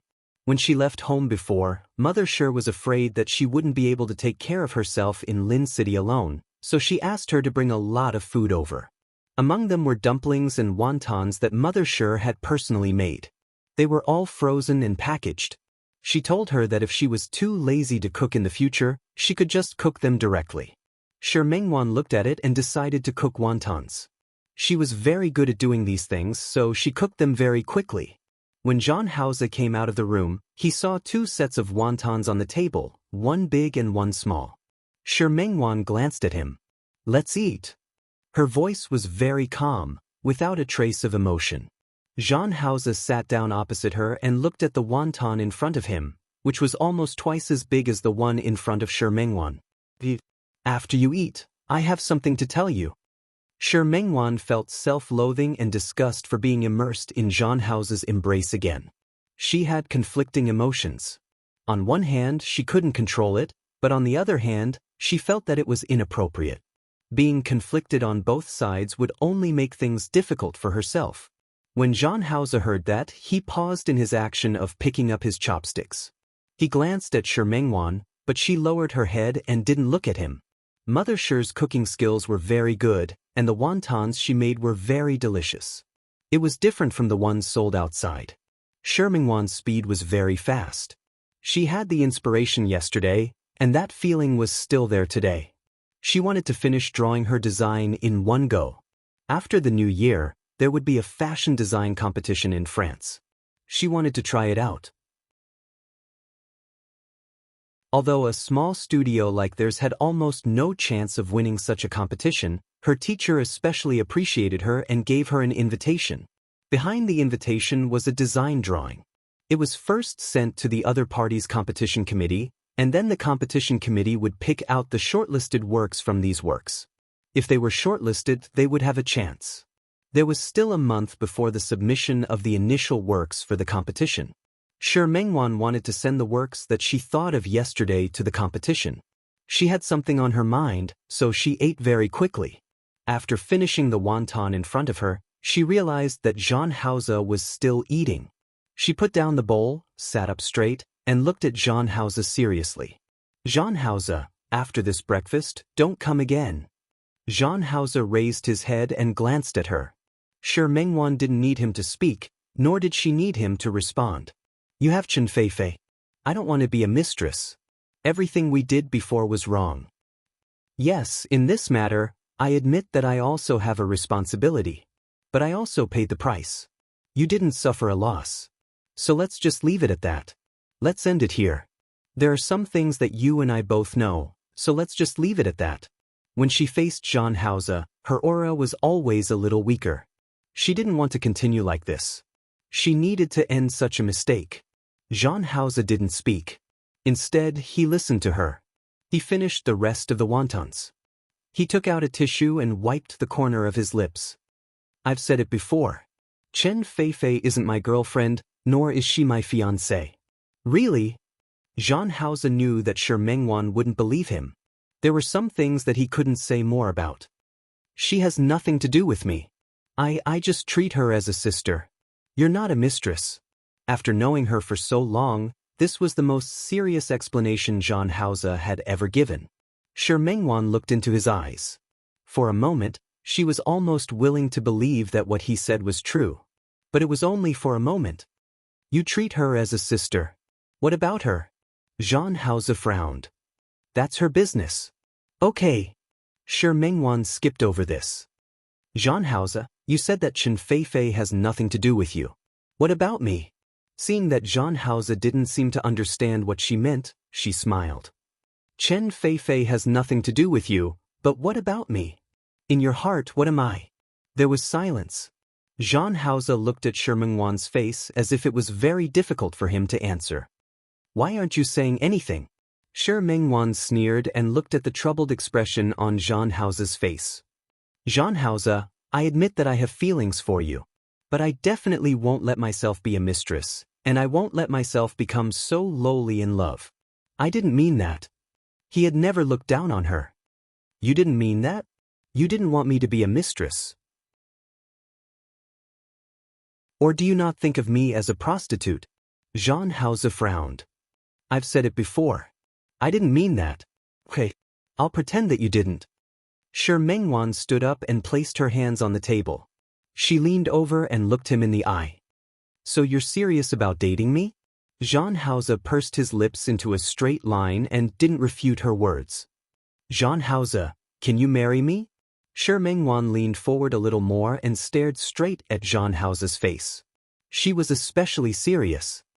Jean House, are you willing to marry me? Marry me. You know, after the new year, I'll be 26 years old. I also want to get married and start a family with a man. Are you willing? Jean House was stunned for a moment. This time, he was really silent. Mengwan seemed to know the answer. She smiled and nodded. Look, you don't want to, There was no need to say anything else. Shi Mengwan took the bowl in front of him and cleaned up the bowl in front of her. She turned around and went into the kitchen. She cleaned up the kitchen in no time. When she came out, she saw that Jean Hauser was still sitting at the dining table and hadn't moved. She didn't care. She went back to her room, changed her clothes, picked up her coat, and prepared to leave. When she walked to the door, Jean Hauser had already stood up from the dining table and walked in front of her. He didn't take any further action, but Shi Mengwan didn't mind continuing to speak more decisively. Jean Hauser, the next time I come, I'll call the police. You're considered a reputable person in Lin City now. I think you don't want to lose face, right? She picked up the car key and opened the door. More importantly, I believe that you don't want Miss Chen Feifei to know, right? The moment she was about to step out, Jean Hauser suddenly reached out and grabbed her hand. Shi Mengwan was stunned for a moment. In the next second, her body was pulled into Jean Hauser's arms. He lowered his head to kiss her. She avoided him. The coat in her hand fell to the ground, and she pressed her hand tightly against his chest. Jean Hauser, don't always use this trick on me. I'm really not that cheap. Jean Hauser was stunned for a moment. He watched as she picked up the coat and keys that had fallen to the ground and carried the bag on her back. Before Jean Hauser could react, she had already stepped out of the door and left. She moved very quickly. When she walked outside, the elevator happened to arrive. She didn't care about Jean Hauser and went straight into the elevator. Jean Hauser didn't chase after her. Shi Mengwan heaved a sigh of relief, but at the same time, she felt very disappointed. She already knew the answer to some things, and she also understood that there was no outcome between her and Jean Hauser. But knowing it was one thing, accepting it and slowly digesting it was another thing. Leaning against the elevator mirror wall, she told herself that it was okay. It would pass, everything would pass. In the next few days, Jean Hauser didn't come again. Since Shi Mengwan planned to participate in the fashion design competition, she naturally had to prepare well. She told herself to temporarily put Jean Hauser at the back of her mind and focus on drawing. Occasionally, when she was free, she would go to the hospital to accompany Xiang Kaiping. The studio was already on holiday. It was different from ordinary companies. For companies like them, the orders were all processed in advance. During the New Year period, there weren't many guests.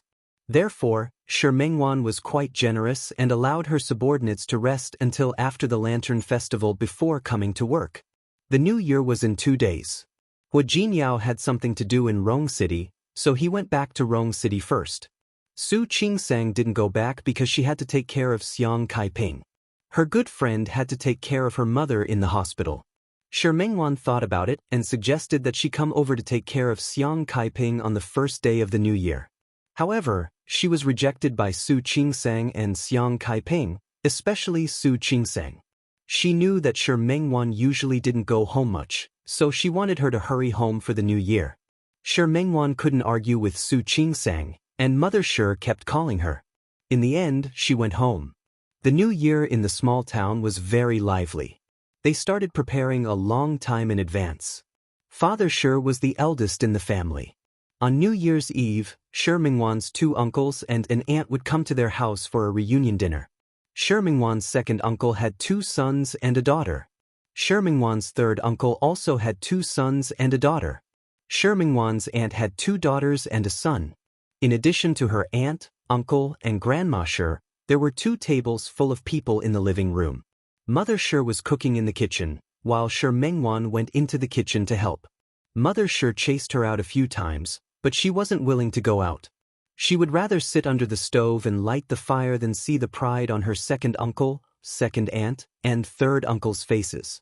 Speaking of which, all these years, the 2 uncles and aunts always felt that they were superior to Mother Shi because they had sons. Shi Mengwan didn't like to be bullied. In fact, among the 3rd generation of grandchildren, be it the children of uncles or aunts, there was really no one like her who could open a studio at such a young age and earn money to buy a house. But so what? Just because she wasn't a son, no matter how well she did, she wouldn't get a good word from Grandma Shi. How ridiculous! Your grandmother is old. It's already 82 years after the New Year. If she says anything, don't take it to heart. With the incident of Shermangwan's return last time, Grandma sure hadn't mentioned it again recently. She only occasionally mentioned it in a strange tone. Mother sure didn't plan to argue with her. After all, she was an elder. Got it? Shermangwan nodded, picked up a piece of firewood, and threw it into the stove. She looked up at Mother Sher. Mom, how about I take you to Lin City to live? What nonsense are you talking about? Mother Sher didn't answer. What can we do if we go? We're used to staying in the countryside. It's not like we haven't been to Lin City before. It's not suitable for us. When Shermangwan's house had just been renovated and moved in, she had also asked Father Sher and Mother Sher to stay there for a few days, but the two of them weren't used to it. Later they came back. How is it nonsense? How is it not suitable? Look, you guys are still burning this earthen stove. How inconvenient. Everything is convenient in Lin City now. Besides, your daughter can earn money now. I'll support you guys. It's only right for you to support your parents. But I think that your parents will be happier when you bring the man you mentioned back. The sudden voice made Shermangwan turn around and look at the kitchen door. Grandma Sher stood at the door and sneered at Shermangwan. One girl, you said that you wanted to find a son-in-law. It's the new year. Where's your son-in-law? Shermangwan's expression didn't look good. Grandma, you still know that it's the new year? She clearly knew that it was the new year, yet she still said such words. It really made people uncomfortable to hear it. Yeah, isn't it the new year to get married? You said that you want to find a son-in-law, so why don't you bring that person over? Grandma is old, so I think your memory isn't very good. Didn't you say you would give me 2 years? It hasn't even been 2 months, right? Humph. Of course, Grandma sure knew what she had said. But when she went back that day, the more she thought about it, the more she felt that she had fallen for Shermangwan's trick. What 2 years? She was already 82 years old. Who knew how many more days she could live? What if she died and this damn girl still hadn't brought him back? Who would care about the boss's business then? Mother Sher looked at Grandma Sher and was a little helpless. There's a lot of smoke in this kitchen. You should go sit outside first. Besides, it's the new year today, and Wan Wan is still helping me keep the fire lit. She's usually tired from work, so don't mention that for now. Do you think I like to mention it? Tired from work? So what if she's tired from work? Let me tell you, no matter how well a girl does, it's not as practical as finding a man to marry. Grandma Sher snorted at Shermangwan as she spoke, then turned around and left. Mother Sher knew that Shermangwan didn't like to hear this. She was afraid that Shermangwan would be unhappy, so she wanted to persuade her, but Shermangwan comforted her instead. Mom, don't worry. I'm not angry, and I won't argue with Grandma. It was the new year, and she would only be back for a few days. She didn't have the time to be angry with Grandma. Mother Sher looked at Shermangwan and thought about how she had been worried for the past half a month. She couldn't help but ask tentatively, Wan, do you have a boyfriend now? Mom, what are you thinking? How can I have a boyfriend? She hid her expression by putting firewood into the stove. She really didn't have a boyfriend, but she couldn't help but think of Jean Hauser. Jean Hauser hadn't come to look for her for the past few days. He must have gotten to know her clearly, right? Wan Wan, I heard your uncle talk about someone last time. The other party's conditions aren't bad. I mentioned your request to her, but the other party didn't object. Why don't you meet him? Mom, was she asking her to go on a blind date? I'm serious. Mother Sher quickly explained, that person is from the county town. I heard that he's also working in Lin City. I heard that he's a manager. He has 3 sons, so he doesn't mind this kind of thing. Why don't you meet him? Mom, I'm not interested. But there aren't many who can agree to your request. Mother Sher scooped up the dishes and put them aside. She was really doing it for Shermangwan's sake. I think you can meet him. I heard that the boy is quite good-looking. Really, will you consider it? Mom. Shermangwan looked at the anxiety and worry on Mother Sher's face. In the end, she sighed helplessly.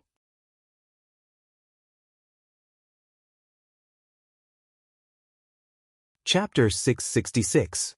Shermangwan believed that even if she had met him, She wouldn't be able to get along. But with Mother Sher's attitude, she would just meet him. She would just treat it as reassuring her mother. Of course, it's just a meeting. It's not like I'm asking you to get married immediately. There's no such logic. Shi Mingwan's lips moved, but she didn't say anything else. She didn't want to say it anymore. Forget it, she would just treat it as an additional life experience. Otherwise, she hadn't even gone on a blind date before. Thinking about it this way, she wasn't so resistant anymore. Shi Mingwan didn't expect Mother Shi to be so anxious.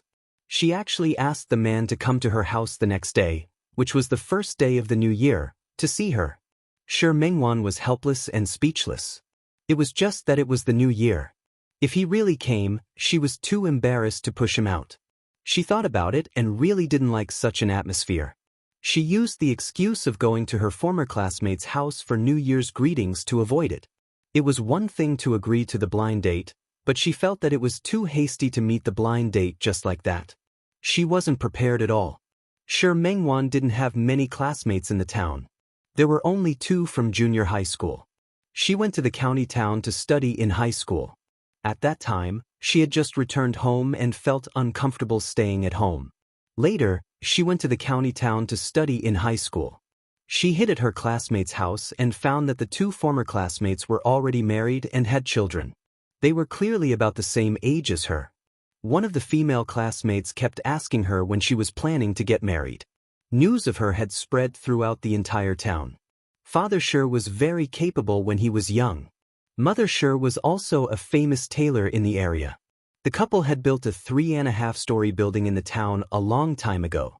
They were also one of the first to get rich. The Shi family was so famous that many people heard about Shi Mingwan's quarrel with Grandma Shi that day. Half of the people thought that Shi Mingwan was really amazing, while the other half thought that Shi Mingwan was dreaming. Which good man would agree to be your son-in-law? Would the child have to take your surname? Shi Mingwan couldn't hear the discussions of those people, so she didn't know that she had become the female lead of the rumors. When she heard her classmate ask her when she was going to get married, the first thing she thought of was John Hauser. Then she thought of the blind date that was coming today. She shook her head and didn't answer the other party's question, but she couldn't stay any longer. She went to 2 more houses to pay their New Year's greetings. In the end, she kept asking similar questions. Shi Mingwan lost her patience and slowly headed home. When he got home, the guests had already left. Mother Shi's eyes were a little complicated, but she didn't blame him much. She probably knew that her daughter had a knot in her heart. When she came back, her daughter ran out every day, wholeheartedly wanting to find that big brother. Putting aside the fact that she couldn't find him under such circumstances, even if she found him, Mother Shi wouldn't agree to Shi Mingwan being with that boy. It was said that he didn't go to school and didn't have proper parents. No one knew what he was doing outside every day. But after so many years, even if his daughter didn't mention it, she probably still remembered it in her heart. 1-1.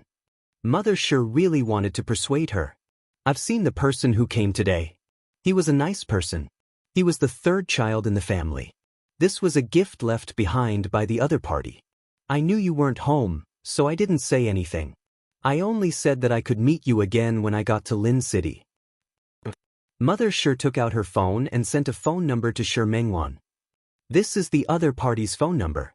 He said he would contact you when he returned to Lin City.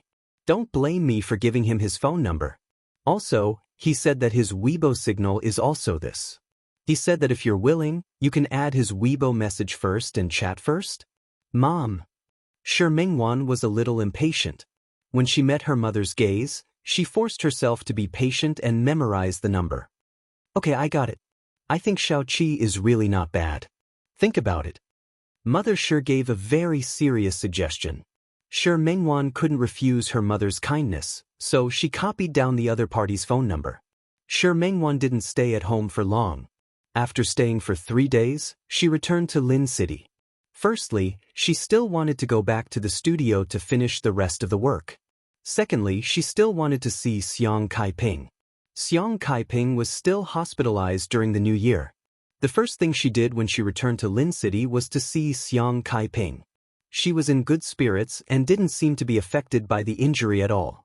She saw that Su Qingsang and Xiang Kaiping had a very good relationship. She also took good care of her.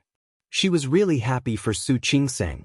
After having Xiang Kaiping, Su Qingsang was finally no longer a child without a mother. When she came out of the hospital, the weather was good. Shi Mengwan unexpectedly received a call from Xiao Qi. Xiao Qi was the blind date man. Shi Mengwan held the phone. The other party's voice sounded very gentle. Miss Shi, our company hasn't started work yet. I heard that you've already come to Lin City. When do you think it's convenient for you to come out and meet him in the next 2 days? The other party went straight to the point and didn't beat around the bush. Shi Mengwan thought for a moment and agreed to the other party's request to meet. The time was set for tonight. Xiao Qi knew how to set the mood and booked the dinner venue at a Western restaurant that had just opened. Shi Mengwan looked at the address. It was very close to where she lived. Mother Shi might have told Xiao Qi where she lived, but no matter what, if the other party had specially asked about it, it was considered thoughtful. She didn't have any resistance at first, but now, it was a little less. It was still early, so Shi Mengwan didn't go home to change her clothes. She went to the studio and made a plan for the new year. She also revised her previous draft. After she was done, she realized that there were less than 15 minutes left to eat. She rushed, but when she arrived at the restaurant, she realized that she was still late. She took out her phone and was about to make a call when Xiao Qi sent her a location and a photo. The location was the restaurant he was currently at, telling her that he had arrived. The photo was the restaurant signboard. Below it were Xiao Qi's location, and there was also a selfie of him. This was the first time Shi Mengwan had seen this man. He looked gentle, and he seemed to be a very good-natured person. Shi Mengwan looked at the time. The other party had arrived a full 15 minutes earlier than her. She was a little embarrassed. She hurried into the restaurant and found a seat. Xiao Qi was already sitting in his seat with his phone in his hand. The moment he saw Shi Mengwan coming over, he stood up. He sized up Shi Mengwan, and there was an obvious flash of surprise in his eyes. I was just wondering if the photo I sent was too ugly, so you were so scared that you didn't want to appear. Shi Mengwan giggled. This Xiao Qi was a little interesting. How could that be? You should be thinking if it's because the photo you sent is too handsome that I feel ashamed of my inferiority, so I don't dare to appear. This time, it was Xiao Qi's turn to smile. He reached out his hand to Shi Mengwan. Hello, I'm Xiao Qi. Hello, I'm Shi Mengwan. Shi Mengwan smiled and reached out her hand to him. This man might not be so repulsive. He walked out of his seat and pulled out a chair for Shi Mengwan. He returned to his seat and sat down, pouring Shi Mengwan a glass of lemonade on the table. Sorry, I haven't ordered anything yet. I don't know what you like to eat, so I could only wait for you to come. It's okay. I'm not picky. What Shi Mengwan said was true. After more than a year of wandering, she really ate everything. Other than a few foods that she didn't like, she really ate whatever she had. Xiao Qi called the waiter over and asked Shi Mengwan for her opinion. He ordered 2 identical steaks for the 2 of them.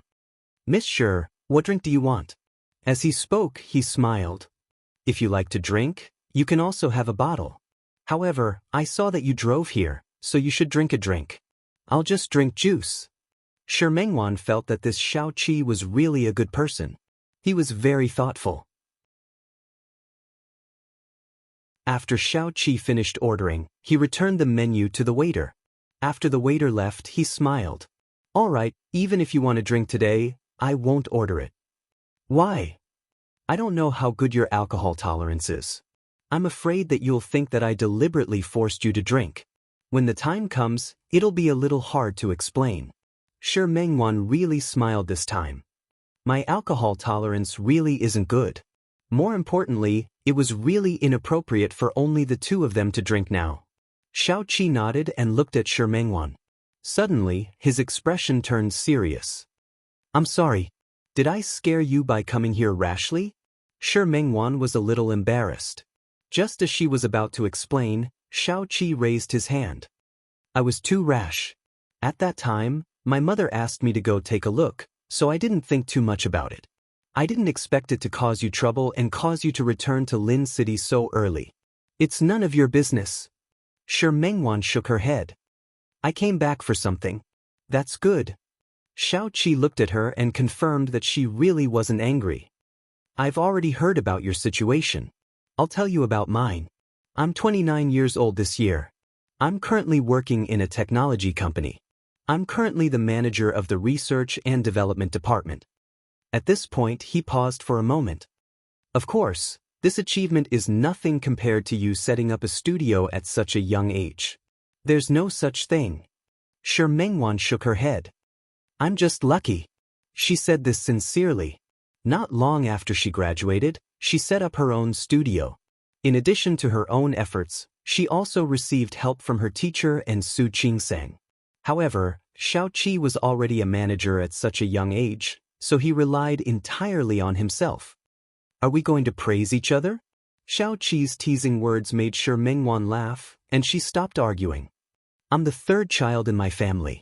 My eldest brother and second brother are already married and have children. I'm the only one in my family who's still single.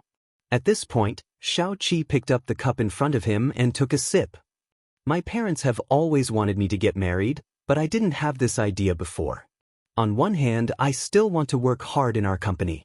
On the other hand, I had a girlfriend before. Because it was a long-distance relationship, distance and time made it impossible for us to maintain it in the end, so I really didn't have this idea before.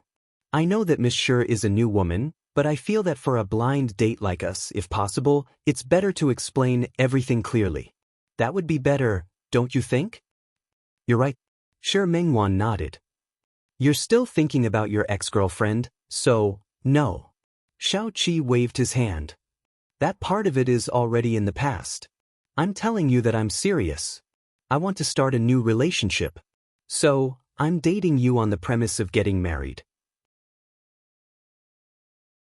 As for the conditions your family proposed, I don't disagree. Both of my brothers have sons. My parents have already said that I just need to be happy on my own.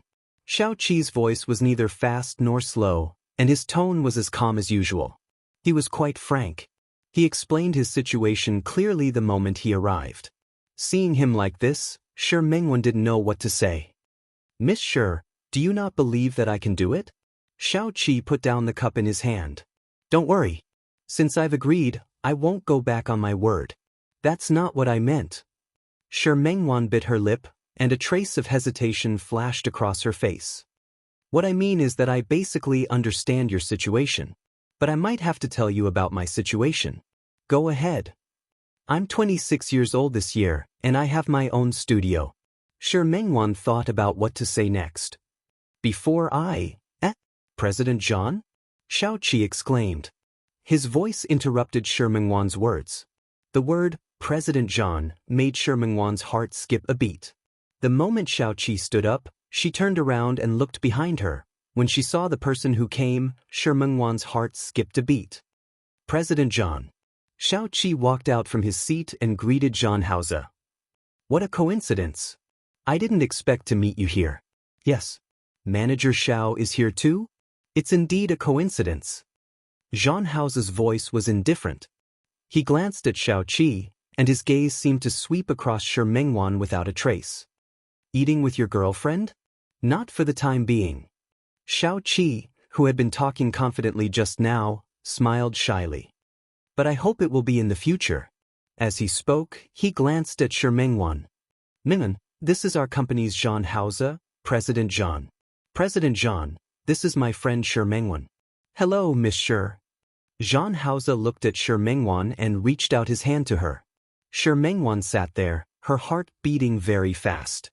She had to use all of her self-control to prevent herself from revealing any clues.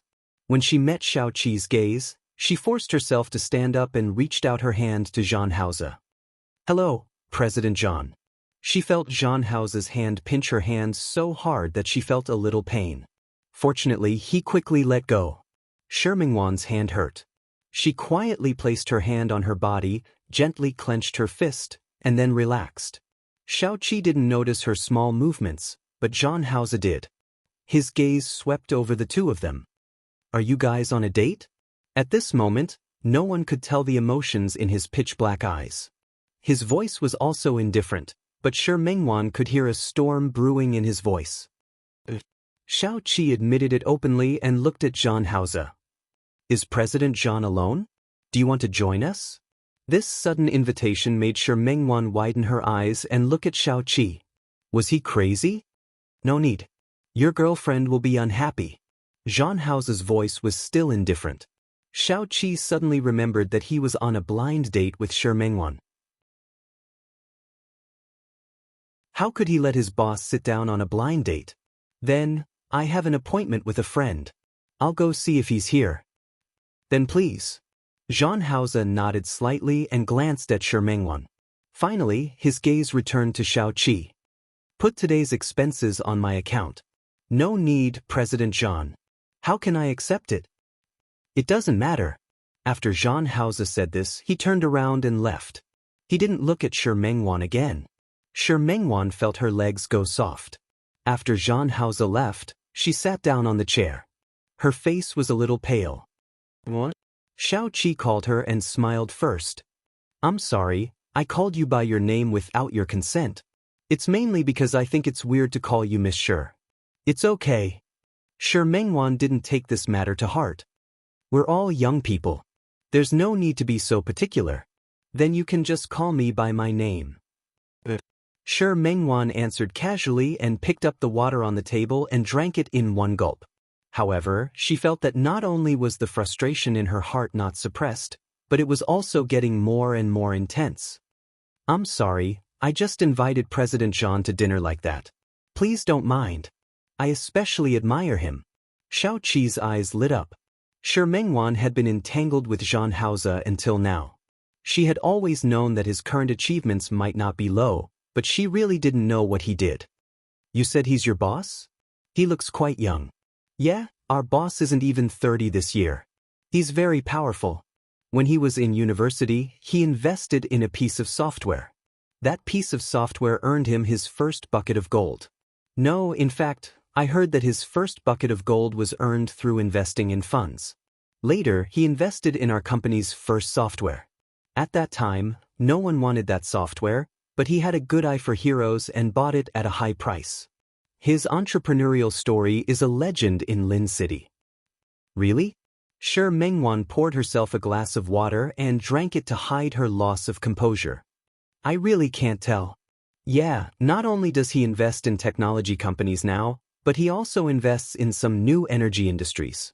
But what's even more praiseworthy is probably his devotion. Devotion?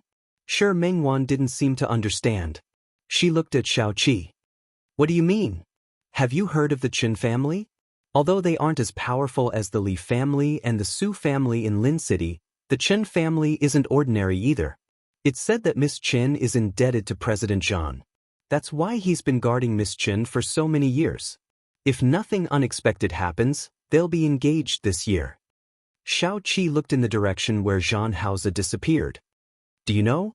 President Zhan has a company under his name to work on, but his workplace is still in the Qin Corporation. Doesn't this mean that he values friendship? Shi Mengwan couldn't tell what she was feeling. She bit her lip and clenched her fists under the table to prevent herself from revealing any emotions. He's really a loyal person. Her voice was very soft, and it sounded like she was sighing. Shao Qi looked at her and suddenly felt a little embarrassed. You probably don't like to hear this, right? I'm just too happy to see President Zhan. After all, we don't usually see him every day. It's okay. Shi Mengwan shook her head. Shao Qi wanted to say something, but the waiter had already started to serve the food. Shi Mengwan fell silent as she picked up the knife and fork. She had never asked Zhan Haoze what he had been doing all these years. What was he doing? In the past, she felt that even if she asked, Zhan Haoze might not tell her. Later on, she didn't want to ask anymore. If he was willing one day, he would naturally tell her. But she had never thought that one day, she would get all the news about him through someone else's mouth. She thought of Shao Qi's words just now. Was he deeply in love with Miss Qin? Maybe it was true. Shi Mengwan didn't know what to eat during this meal. Shao Qi said something else in the middle, but she only responded with a few random words. Until her phone rang. It was Mother Shi who was worried and called to remind her to remember to meet Xiaoqi. After hanging up the phone and not seeing Zhan Haoze again, Shi Mengwan heaved a sigh of relief. When facing Xiaoqi, her attitude finally returned to normal. Mengwan, do you have any other plans later? No. After Shi Mengwan answered, she remembered that she actually wanted to go home and rest. Since that's the case, why don't we go watch a movie? Xiaoqi said tentatively, during the new year, there are a few movies that look good. Why don't we go take a look? Sure. Since she had already said it, Shi Mengwan had no reason to refuse. Moreover, it had indeed been a long time since she went to the movies. In the past, when Su Qingsang was free, she would follow Su Qingsang to watch it. However, recently, Su Qingsang was in a car accident, so Su Qingsang wasn't in the mood to go out to the party. Then let's go watch a movie. Xiaoqi looked very happy. It was obvious that he was satisfied with today's blind date. Let's go. Xiaoqi brought Shi Mengwan outside. When she was about to pay the bill, she was told that Zhan Haoze had already paid for it. Shi Mengwan didn't even see when he left. Her heart beat faster again. What did Zhan Haoze mean? She told herself that it might be because Xiaoqi was his subordinate. But deep in her heart, she knew that wasn't the case. However, she could only force herself to divert her attention and not think about Zhan Haoze. Instead, she focused on Xiaoqi. Xiaoqi chose this restaurant because there was a cinema nearby. He suggested that since they were too full at night, they might as well walk there. Shi Mengwan didn't object. When they arrived at the cinema, Xiaoqi asked Shi Mengwan which movie she wanted. Shi Mengwan didn't know either. She saw that there were so many people in the cinema. It was the new year, and the cinema was full. I'm afraid we can't buy tickets, right? At this moment, Xiaoqi took out his phone and waved it in front of her. I've already bought them. He said that he was worried that Shi Mengwan wouldn't be able to choose, so he even bought all the tickets for the 4 movies that were playing at this time. Shi Mengwan looked at Xiaoqi. She couldn't tell what she felt. This person was really attentive. In the end, the two of them chose a war movie that had a pretty good reputation to watch. The movie was a little noisy. From the beginning to the end, there were gunshots. Xiaoqi was very engrossed in watching. Shi Mengwan was originally a little absent-minded, but she could only let herself be engrossed in the movie. Who knew that halfway through the movie, her right hand would be held by someone?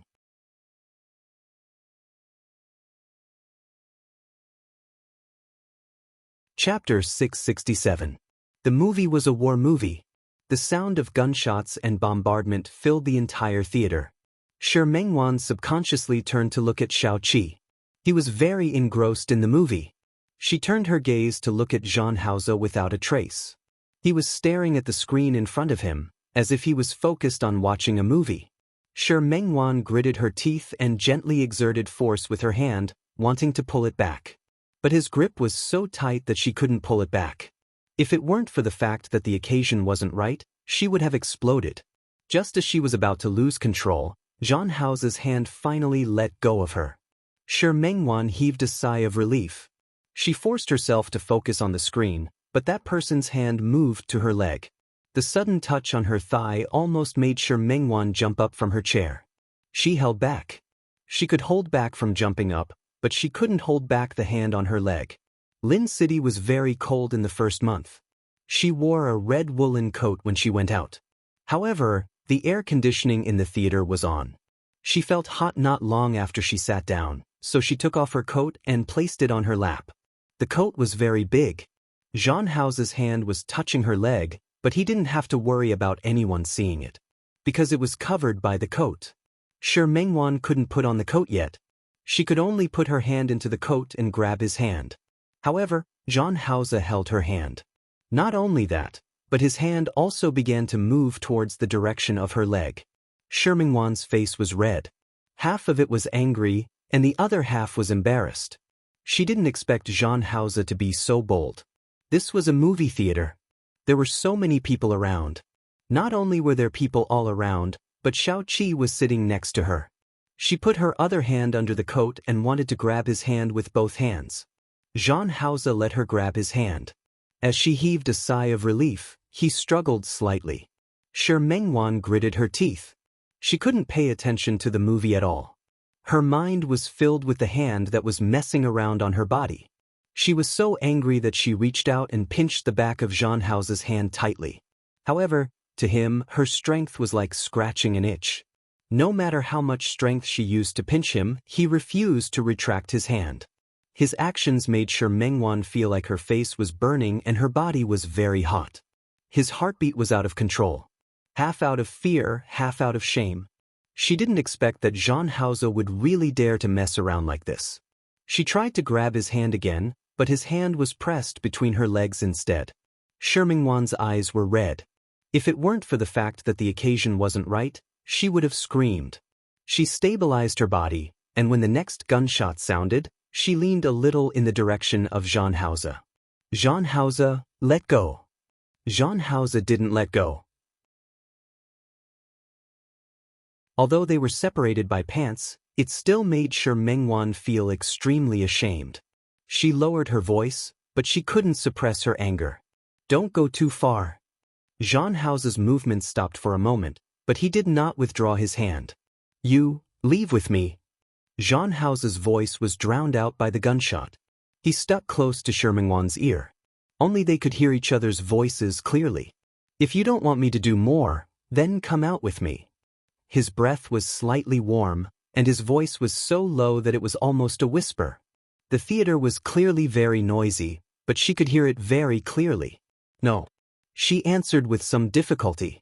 She had agreed to go on a blind date with Xiaoqi, so she couldn't stand him up just like that. Zhang Hao's gaze was still on the movie screen, but his hand began to move towards the zipper of her pants. Although Lin City was cold, Shi Mengwan had never liked to wear too thick clothes. She was wearing a pair of casual pants today, which weren't thick. As soon as his hand pulled open the zipper, it had already touched her lower abdomen. His fingertips were slightly warm, slender, and had a thin layer of calluses. He was very clear about the sensitive spots on her body, such as her navel. When his hand circled around her navel twice and wanted to go down again, Shi Mengwan was terrified. She grabbed his hand, and her face turned pale from panic. Zhang Hao. She looked at him, then at Xiaoqi. At this moment, she couldn't help but be glad that she had chosen this war movie. There were constant scenes of fighting, causing all of Xiaoqi's attention to be on the screen.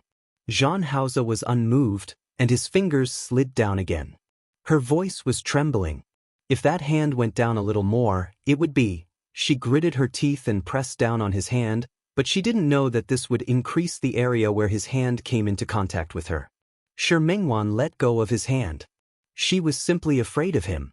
I'll go with you. You go out first. Zhang Hao's movements finally stopped. He was still watching the movie, but he slowly pulled his hand out.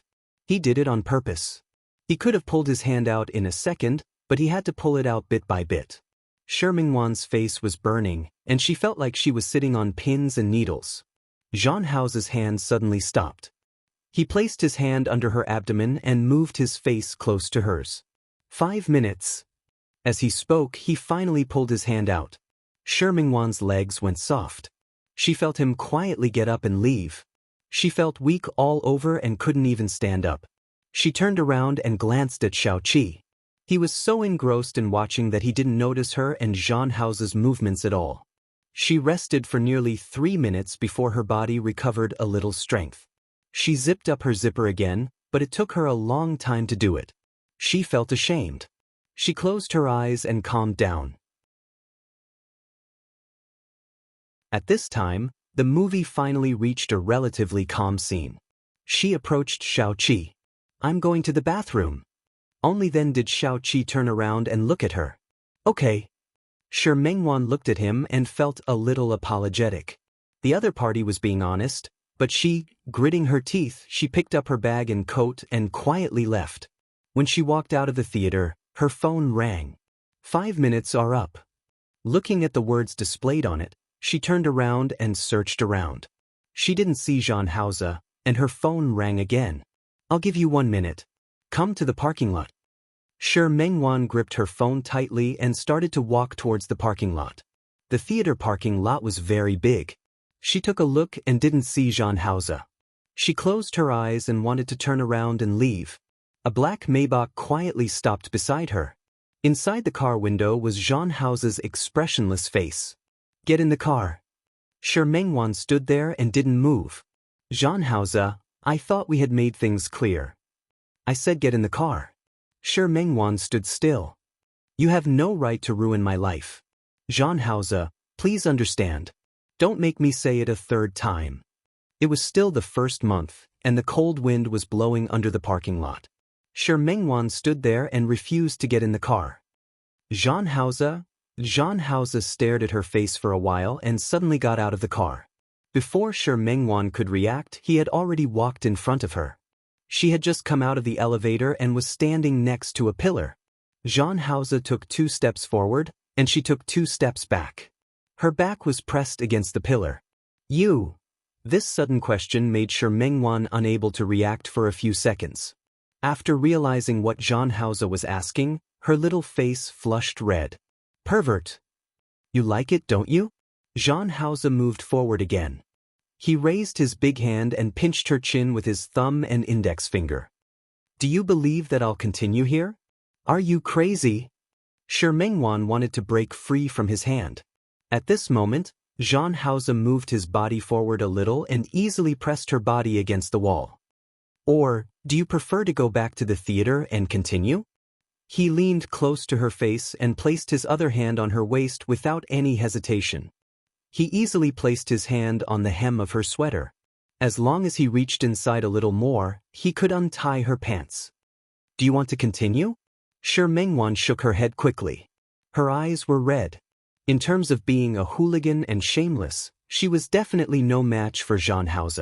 However, Jean House didn't retract his hand. He tilted his head and kissed her lips. His other hand gently brushed along the edge of her pants. Shi Mengwan's body trembled. She couldn't even make a sound after being kissed by him. His hand didn't go any further. He only used an extremely slow speed to slowly stroke her waist. Her legs felt weak and she almost couldn't stand. When Jean House ended the kiss, her body had already completely softened. He quickly hugged her. He carried her horizontally, turned around, and put her in the car. A movie in the theater was starting to end, and she saw someone get out. Jean House left the parking lot before there were more people. Shi Mengwan spent more time than before to get her heartbeat and breathing back to normal. She looked at Jean House, who was focused on driving, and thought that she had left Xiao Qi in the theater. She took out her phone and sent a message to Xiao Qi, saying that she had something urgent to attend to and had to leave first. Shi Mengwan was still thinking about how to explain to Xiao Qi when her phone was taken away. Jean House took her phone away and put it into his suit pocket. "You?" Jean House turned around and glanced at her. He stepped on the accelerator and the car sped up. Shi Mengwan didn't fasten her seatbelt just now, so she was shocked by his actions. She didn't have the time to care about her phone and quickly fastened her seatbelt. Jean House's car sped out of the city in the night. Shi Mengwan didn't know where he was taking her. She resisted the urge to ask. She had no idea what he wanted to do now, and in fact, she didn't want to know. She only knew that things between her and him were no longer clear. Jean House turned the car around and drove back. The car stopped at Shi Mengwan's apartment. Shi Mengwan picked up her bag and got out of the car. Jean House followed behind her. Neither of them spoke, nor did they open their mouths. They were silent all the way. She walked in front, and he was half a step behind her. They walked all the way into the apartment. When they reached the elevator, Shi Mengwan's phone rang. The movie had ended. Xiao Qi couldn't find her. Jean House took out her phone and glanced at it. When she wanted to reach out to snatch it, he pressed down on her phone. "Jean House, you?" Jean House took a step to the side and pressed her body against the wall. "What about me? Do you want me to answer this call for you?" Crazy. How could she dare to let Jean House answer the phone for her? Shi Mengwan was extremely angry and reached out her hand at him. "Return the phone to me." Jean House glanced at her. With a swipe of his long finger, he pressed it and directly turned off her phone. This person was simply a robber. Shi Mengwan turned around and didn't look at him at all. She pressed the elevator button. After the elevator arrived, She quickly entered. There were surveillance cameras in the elevator, so Jean Hauser didn't go too far. She went upstairs and opened the door.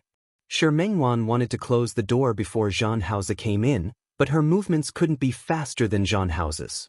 She put her bag aside and reached out to push Jean Hauser. He easily restrained her hands, kicked with his long legs, and easily closed the door. In the next second, her body was pressed against the door by him. All the movements were done in one go. Shi Mengwan gritted her teeth. She raised her foot and kicked at Jean Hauser's lower body. Her movements were too ridiculous. Jean Hauser easily blocked her foot, then stretched out his right foot and stuck it between her legs. Shi Mengwan couldn't even kick him now, nor could she resist. Her face was full of red. Jean Hauser, let go of me. Let go of you and let you go on a blind date with another man? Can't I? Shi Mengwan was furious. Who are you to me? What right do you have to do whatever you want? Do you think I don't have a temper? Her bright red lips opened and closed as she spoke rather impolitely. Jean Hauser narrowed his eyes slightly and grabbed her hands with his big hands. One of his hands unceremoniously wrapped around her waist and pulled her body into his embrace. He lowered his head and kissed her lips again. He kissed her very hard, and that strength was enough to make her lips feel pain. She was so angry that she opened her mouth to bite him. But before she could, he forcefully bit down on her lips. Shi Mengwan was in pain, but Jean Hauser took this opportunity to successfully sneak in. In terms of methods, 10 Shi Mengwans weren't Jean Hauser's match. She could only watch helplessly as he robbed her of her breath and took the initiative. She could even feel the taste of blood in her mouth. He actually bit her lips until they bled. He was simply a lunatic. She was so angry that she bit him back. She used a lot of force this time. She could feel that his lips had been bitten by her. The taste of blood in his mouth became stronger. She didn't know if it was his blood or hers. This was simply a battle. No one was willing to back down first, and no one was willing to admit defeat. Shi Mengwan was a woman after all. She quickly lost. When she was almost suffocated by his kiss, her legs started to go soft and she couldn't stand at all. He easily grabbed her waist and let her stand firm.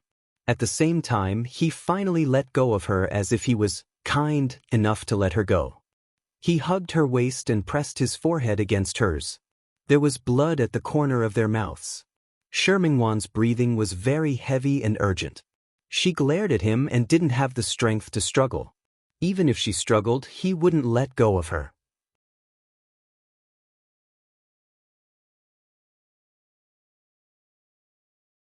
Chapter 668. Jean Hauser happened to have his head lowered, and she bumped into Jean Hauser's forehead. He was fine, but she couldn't stand the pain. Not only was it painful, but she was also dizzy. She couldn't stand steadily anymore. Her feet were soft. Jean Hauser looked at her. Her forehead was already red. She didn't know if it was her imagination, but she actually saw a faint smile in Jean Hauser's eyes. Crazy. She retreated her head and was so angry that she wanted to bump into him again. However, he easily avoided it and turned her body so that her back was facing him. Let go of me. Shi Mengwan's movements failed. After this, she felt more and more dizzy. Jean Hauser suddenly hugged her by the waist and carried her to the room. Shi Mengwan was already very dizzy, and her head was even dizzier now that he was upside down. When her body was thrown onto the bed by him, the soft Simmons made her body bounce twice. Before she could get up, he had already pressed down on her. Jean Hauser, go away. Her voice was a little hoarse. Before she could finish, he had already taken off her coat. He threw it on the ground beside him, and then the sweater. The sweater was a pullover, so he couldn't take it off at once. When he took it off, she pulled the hem with all her might. A good piece of clothing was torn out of shape. Shi Mengwan's hands were so tight that they turned white. Seeing this, Jean Hauser easily grabbed her hand and raised it above his head. Just as she was about to tear him apart, he tore off the tie around his neck and easily tied her hands. He was very strong. She didn't know how he did it, but her expensive sweater was actually torn apart by him. Pervert, Shi Mengwan cursed. Jean Hauser sneered and stared at her face, which was red from anger. Pervert? I should let you see what a real pervert is. Shi Mengwan watched as he tied her hands to the bed and became afraid. Zhang Haoze, let go of me. Don't do this. Zhang Haoze was unmoved. He lowered his head and bit her lips hard. When she was in pain, he retreated a little. His lips landed on her cheek, bit by bit, and finally moved to her ear. Didn't you call me a pervert? Today I will show you how perverted I am. Shi Mengwan still wanted to scold him, but soon she realized that she couldn't. 5,000 words are omitted below. Please fantasize by yourself. Shi Mengwan's eyes widened as she lay on the bed. There wasn't a single part of her body that wasn't sore, and there wasn't a single part that wasn't uncomfortable. This feeling was even more unbearable than the first time. His body was like a disassembled building block. It was difficult for him to even lift his hand. The bedsheet beneath him was already a mess. She felt terrible, but she couldn't even move to the bathroom. The man beside her had already gotten up and gone to the bathroom. Soon she heard the sound of water. She tried to turn over, but found that even such a simple movement made her waist very uncomfortable. Pervert. Shi Mengwan gritted her teeth and gave up on getting up. Footsteps sounded behind her. She closed her eyes and refused to pay any attention to the bastard behind her. But at this moment, his body was carried by someone. Zhang Haoze. The moment Shi Mengwan said it, she realized how hoarse her voice was. That's enough. She couldn't come again. Zhang Haoze directly carried her into the bathroom. He turned on the shower and placed her under the shower. The warm water washed over her body, and she felt much more comfortable. The most important thing was that she really didn't have any strength now. If he didn't carry her to wash like this, she might not have the strength to stand firmly. But, Zhang Haoze, what are your hands doing? Helping you shower. He answered expressionlessly, sounding very serious. Nonsense. Shi Mengwan pushed his hand away. I'll shower myself. Are you sure you have the strength? The hidden mockery in that voice made her angry. She tried her best to stand firmly, but she almost fell. He easily lifted her waist and held her steady. At the same time, he successfully made her body completely lean on him. Shi Mengwan was embarrassed and angry. Without waiting for her to completely stand firm, he lifted her body again. Zhang Haoze. Shi Mengwan was frightened, and her voice sounded pitiful. Just once. Shi Mengwan only realized after a long time that she was happy too early. This time, it wasn't just once. It was clearly many times. The next day was the 5th day of the new year. Shi Mengwan spent it in bed. On the 6th day of the new year, she still tried it on the bed. Until the 7th day of the new year. For 3 whole days, other than eating and going to the toilet, Shi Mengwan bathed. After showering, she spent the rest of the time on the bed that she had custom-made for comfort. Zhang Haoze was like a madman. For the past 3 days, other than eating and sleeping, he hadn't stopped. Shi Mengwan had already given up struggling and resisting. The alarm clock rang. It was set by Shi Mengwan before. Other people could go to work after the 15th day of the first month, but she couldn't. But now, it was very difficult for her to think about it. As soon as the blanket was lifted, she could see the marks on her body. She gritted her teeth and cursed Zhang Haoze in her heart again. Then she gave up on getting up. She closed her eyes and forced herself to ignore the feeling in her body. She didn't even dare to say that Zhang Haoze had forced her. After all, if she said that he had forced her, Zhang Haoze had many ways to make her willing. He had indeed done it. He had used all means to make her beg for mercy. Shi Mengwan shook off the images in her mind.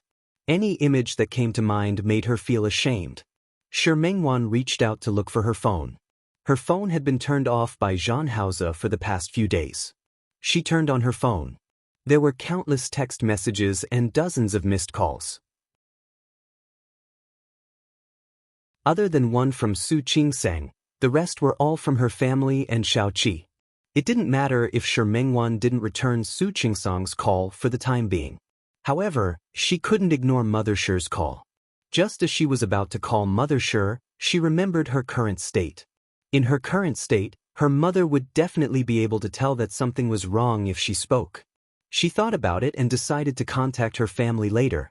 It didn't matter if Mother Shi called later, but looking at the dozen or so calls and text messages from Xiaoqi. After thinking for a while, Shi Mengwan called him back. Xiaoqi. As soon as she called, Shi Mengwan realized that something was wrong. Is it Mengwan? Xiaoqi picked up the phone almost immediately. Are you okay? I'm fine. Shi Mengwan tried her best to make her voice sound normal. Unfortunately, she had been screaming too hard these past few days, and her voice was almost hoarse. Your voice doesn't sound good. Are you really okay? I'm fine. Shi Mengwan shook her head and swallowed her saliva. I'm really fine. I might just have a cold. So, have you been sick these past few days? Xiaoqi's words made Shi Mengwan not know how to reply. She paused for a while and cleared her throat. Yes, I felt sick when I came back that day. Because she was lying, she felt especially guilty when she said this. Xiaoqi didn't hear it, but he heard her weakness. Is it very serious? How are you now? Have you taken your medicine? I heard that your voice is very hoarse. Do you cough? Do you need me to take you to the doctor? The series of words of concern touched Shi Mengwan a little, but she was only touched. No need. I've taken my medicine. I might be fine in 2 days. Sorry I was rude. Xiaoqi's voice on the other end of the phone softened. If you don't want me to see you, then I'll call an ambulance for you. Your voice really doesn't sound right. There's really no need. Shi Mengwan shook her head.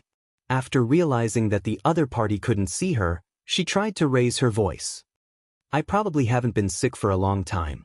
So, I can't take the sudden cold. I've taken my medicine. I'll be fine after a nap. But you should have been sick for a few days, right? Xiaoqi paused. Do you know? I couldn't get through to you these past few days, so I thought you didn't want to see me. Xiaoqi. I think you ran away halfway through the movie that day. I thought I wasn't your ideal type. You were going to reject me in this way. That's not what I meant. Xiaoqi was indeed not her ideal type, but she didn't want to hurt him. I'm sorry, Xiaoqi. I really had something to do that day. You mean I still have a chance, right? Xiaoqi. Shi Mengwan didn't want to lie to him. She knew very well that Zhang Haoze had left and returned, and she was entangled with him again. She didn't have the right to develop a relationship with Xiaoqi now. It's okay. If you're not ready, I can give you time. Shi Mengwan didn't know what to say. Do you know? I've seen you before. Xiaoqi's voice stunned Shi Mengwan. She had no impression of him. Speaking of which, you're considered a celebrity in our town. I've seen you before. Xiaoqi sighed on the other end of the phone. I knew you'd forgotten about me. But I've never forgotten about you. Xiaoqi. Shi Mengwan couldn't answer him. All right, I'm not trying to burden you. Take care of your health. I'll ask you out when you're better, okay? Shi Mengwan was still thinking about how to reject Xiaoqi when a big hand suddenly appeared on her waist. She was shocked. If it weren't for Xiaoqi on the other end of the phone, she might have already screamed. Even so, she sucked in a breath of cold air. What's wrong? Xiaoqi could tell that something was wrong with her voice. Don't tell me you're not even willing to give me such a chance? Shi Mengwan's body was lifted up by Zhang Haoze, and he easily held her in his arms. She wasn't wearing clothes, but he was. His hand was holding her waist, and at this moment, his big hand was moving down her waist. You, she glared at Zhang Haoze, her eyes full of accusation. Then you're willing to give me this chance? Zhang Haoze was unmoved. He turned his face and kissed her cheek. She didn't know where he had gone this morning. His lips were very cold. Shi Mengwan grabbed his hand with her hand to prevent him from doing anything rash. At the same time, she had to divert her attention to listen to Xiaoqi's phone call. Xiaoqi, I'm very sleepy. I want to sleep. It's okay. I said that I'll contact you when you're better. Xiaoqi's voice sounded cheerful. Shi Mengwan responded randomly. She thought that the other party was going to hang up, but Xiaoqi added. You didn't let me come to see you, so you wasted a chance for me to be attentive. Shi Mengwan was stunned for a moment. Xiaoqi smiled on the other side of the phone. I'm not lying to you. My cooking skills are not bad. Now that you're sick, I originally wanted to come over and perform well. Xiao-Qi. Alright, I'm just joking. Next time. If you don't mind, I'll cook for you next time. Okay, Shi Mengwan felt Zhan Hao's hand on that soft spot. She tried her best to make her voice sound normal. Then, next time. Alright, next time. Xiao-Qi was satisfied. This meant that he still had a chance. Then, have a good rest. See you later. Okay, see you later. Shi Mengwan was a little embarrassed. Almost as soon as she hung up the phone, she immediately turned around to look at Zhan Hao. She didn't care about the weakness in her body and pulled Zhan Hao's hand away. She glared at him with indignation. Zhan Hao, are you done? Her voice was hoarse and her body was weak. These few simple movements were enough to make her pant, especially her waist, which was uncomfortable and sore. Zhan Hao stopped for a moment. He stared at her face. His eyes were deep, and there seemed to be a hidden storm in them. Make an appointment with Xiao-Qi next time? You want to eat his cooking? You're eavesdropping? Is this eavesdropping? Xiao-Qi spoke so loudly, did he still need to eavesdrop? Rascal! I thought you already knew. Zhan Hao's big hand was placed on her waist, and the threat in his eyes was obvious. Shameless. Zhan Hao hugged her waist closer again. He moved closer to her, and the distance between the two of them was less than 5 centimeters. Do you believe that I can be more shameless? Of course she believed it. She had already felt it in the past few days. Shi Mengwan gritted her teeth and tried her best to retreat a little. Zhan Hao, what do you want? Zhan Hao stared at her face for a long time, his long and narrow black eyes gloomy. Stay away from Xiao-Qi. Shi Mengwan was so angry that she almost laughed. Why should I? Zhan Hao looked at her appearance. She had been through too much these few days. She looked a little haggard, but it didn't hurt her beauty. On the contrary, other than her beauty, there was also a sense of tenderness and tenderness. Zhan Hao approached her again and sneered. Do you believe that I'll transfer him to the South Africa branch? Shi Mengwan was stunned for a moment. She still didn't understand. Zhan Hao added. Our company doesn't have a branch in South Africa yet. I think Xiao-Qi wouldn't mind being the first person. Are you threatening me? Threatening? If you want to think that way, fine. But I think this is a kind reminder. Zhan Hao reached out and pinched her chin. His eyes were filled with malice. If you don't want to harm him, you should know what to do.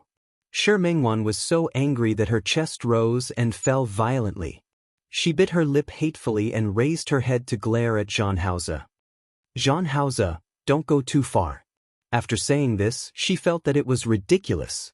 It wasn't like she only found out today how outrageous he was.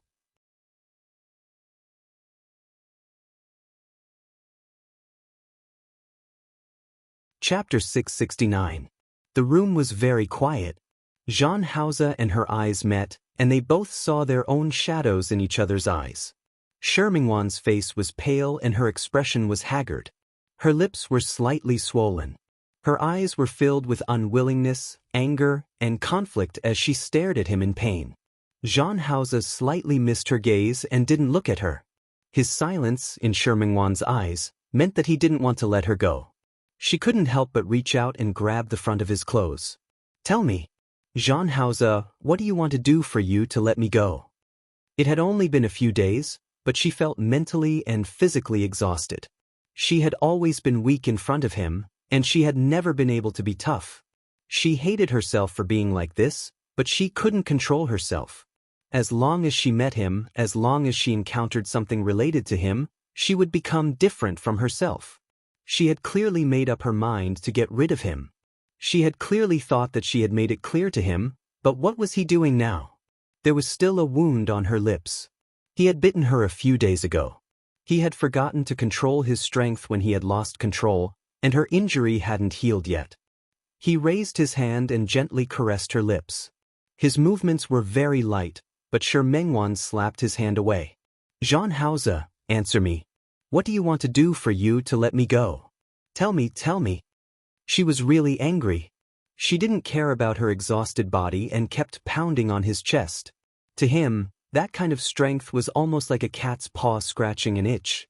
Before Shi Mengwan could react, he picked her up and put her on the bed.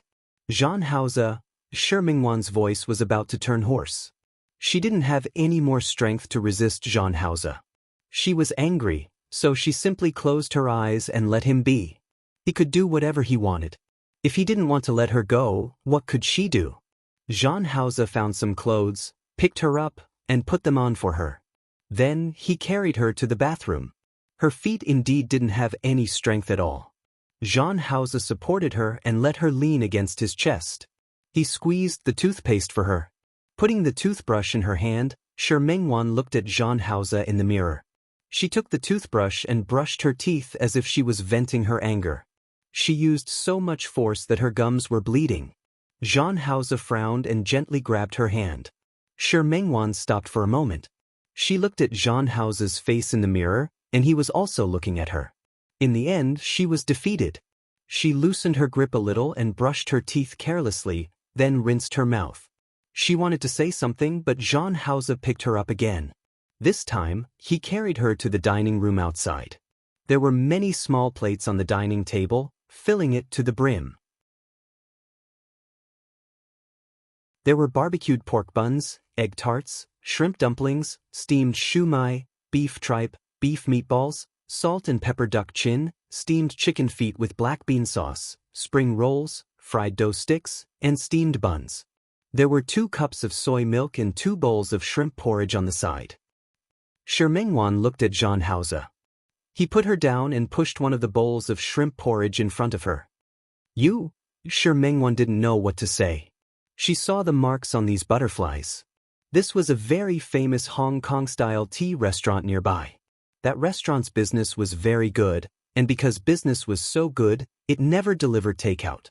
And with so many, don't tell her that Zhan Haoze brought it back himself. "Eat." Zhan Haoze's voice was indifferent. Shi Mengwan didn't have a chance to speak even if she wanted to. She looked at the bowl of steaming porridge and didn't move for a long time. "Do you want me to feed you?" Zhan Haoze's long and narrow eyes raised slightly. Shi Mengwan shrunk her neck. Her mind thought of some of the discordant scenes of the past few days. She didn't dare to let him feed her.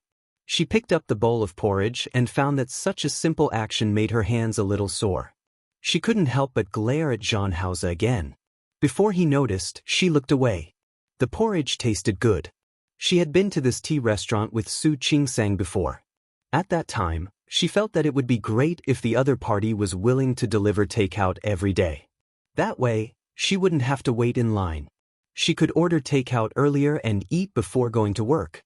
However, the people inside said that because business was too good, even if there was takeout, it wouldn't be delivered, so there wasn't any.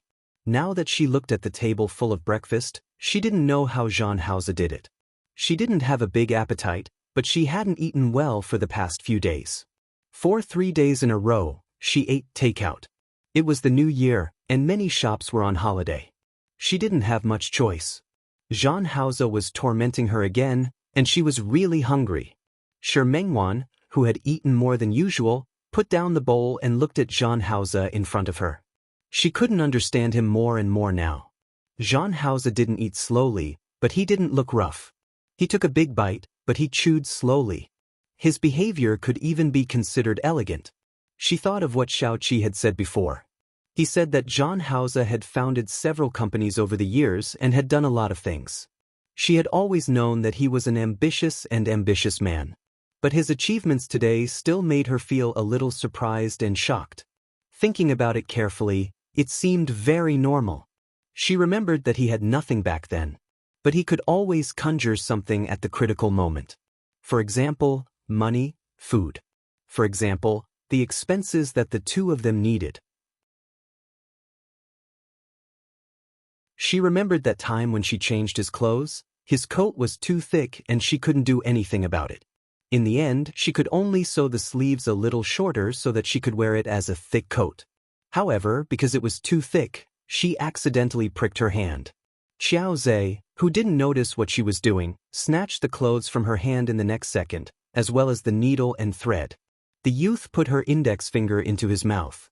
Shi Mengwan looked at his handsome face and felt a little embarrassed. "I'm fine."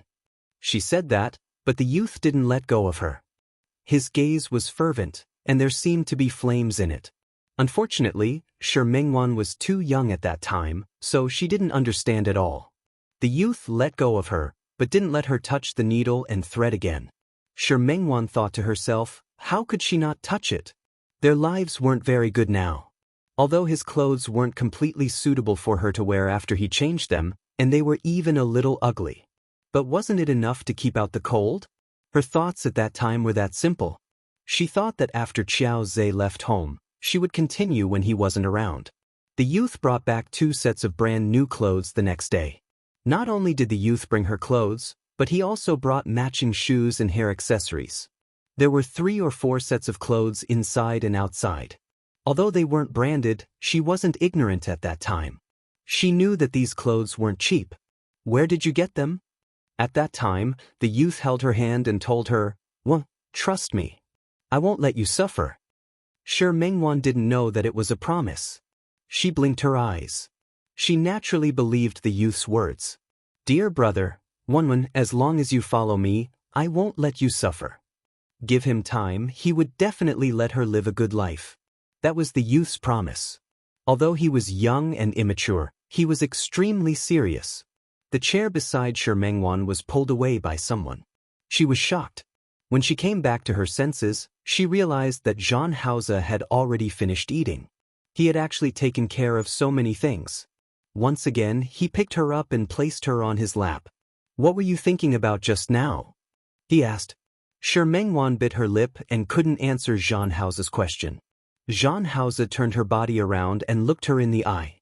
His eyes were dark, and Shi Mengwan couldn't help but think of the youth from back then. It was also the same eyes, and it was also the same serious and solemn expression. But what he did was the complete opposite of what Zhan Haoze did. Zhan Haoze pinched her chin again, and his brows were tightly knitted. He seemed to be very dissatisfied with the fact that she was always distracted by his side. This time, Shi Mengwan didn't grab his hand. She even bravely raised her head to look at him. "Zhan Haoze, I'm thinking about you." She held his cheek with her hand and stared at his face. "I'm thinking about you." Seeing his slightly furrowed brows, she reached out her hand and gently smoothed it. "I'm thinking, why do you want me? I'm thinking, what do you mean? I'm thinking, what do I have to do for you to let me go?" Meeting Zhan Haoze's eyes, which had become even deeper, she gently raised the corners of her lips. "Zhan Haoze, can you tell me?" She had already said it several times today, but he hadn't given her an answer even once. Zhan Haoze loosened his grip on her chin and pulled her hand away. However, he didn't answer her question. "Zhan Haoze." Shi Mengwan held his face again. This time, her gaze was very serious. "In your heart, am I a prostitute?" Zhan Haoze's expression suddenly became quite ugly. "Shi Mengwan, if you don't treat me like a prostitute, then why are you treating me like this?" Shi Mengwan really couldn't understand. The dear brother she liked, admired, and had always been thinking about shouldn't be like this. She stared at him, stubbornly wanting an answer. Although the home clothes she was wearing were thick, they were designed with a large round collar. She held his face like this, and her hands moved forward so that her neckline could be seen clearly in front of him. The green and purple marks on it were all left by him. It also reminded him of how crazy they had been these few days. Zhan Haoze felt his body stiffen, but he knew that the other party couldn't take any more. His gaze shifted to the side again. Zhan Haoze. He wanted to avoid it, but Shi Mengwan didn't give him a chance to avoid it. "Xiao Qi is a blind date arranged by my parents. I'm 26 this year. Perhaps I'm not considered old among the unmarried girls in Lin City. But in our town, many girls of my age are already married and have children. She wasn't someone who followed the crowd, nor was she someone who followed the crowd. She said so much today because that person was Zhan Haoze. How other people's lives are has nothing to do with me. But I can't ignore my parents' thoughts. If you don't treat me like a prostitute, then can I treat it as if you also have feelings for me? At least, you like me a little and care a little, don't you? As long as he had feelings for her, she could wait and persevere. Jean House's face was turned straight by her again, and he looked at her. Her eyes were fervent, and the light in them made the room lose its color. Compared to him, she was undoubtedly brave. At least in terms of feelings, she was much braver than him. The air was silent, and Jean House was silent. Shi Mengwan's eyes darkened, and she retracted her hand. Jean House, you can go. No matter how much she loved him, she wouldn't lose her dignity and rationality. She wouldn't lower herself to this extent. She retreated a little, and her gaze was cold. She was about to get up and leave, but Jean House reached out and hugged her before she could leave. He wrapped his arms around her tightly and hugged her tightly. Jean House. Shi Mengwan heard his heartbeat. Her voice was very hoarse, but the words she spat out were quite clear. Don't be like this. Jean House didn't let go. He grabbed her waist tightly and pressed his chin against her neck. His body was a little stiff, as if he was enduring it. Jean House, let go of me. She didn't struggle. She no longer had any strength. In 3 days, she had almost exhausted all of her strength. Shi Mengwan. That person finally spoke. His voice was a little hoarse. He called her name. He pressed her face tightly against his chest. When he spoke, she could even hear the vibration of his chest. Give me some time. Shi Mengwan looked up at him. His pitch-black eyes were also looking at her at this moment. She couldn't understand the emotions in them. Give you time? Time? The time to marry me? Shi Mengwan's tone was a little mocking. She didn't believe Jean House's words. Jean House stared at her face and actually nodded. Shi Mengwan looked at him. For a moment, she couldn't tell what she felt. Jean House, give me time, Jean House said again. Shi Mengwan lowered her eyes. She heard the sound of her heart beating. It was the desire in the depths of her heart. She really wanted to marry her dear brother and spend the rest of her life with him. The anticipation in the depths of her heart made her not even have time to think about more realistic problems. You really? If she didn't like him, she naturally wouldn't be so worried about gains and losses. But if she liked him and fell in love with him, there was nothing she could do. It was impossible for her to act according to her own subjective will. Jean House looked at her and nodded. Shi Mengwan was very excited, but the more excited she was, the calmer she appeared. She just stared at Jean House, and he was also looking at her. Shi Mengwan blinked and tried to calm herself down. How long?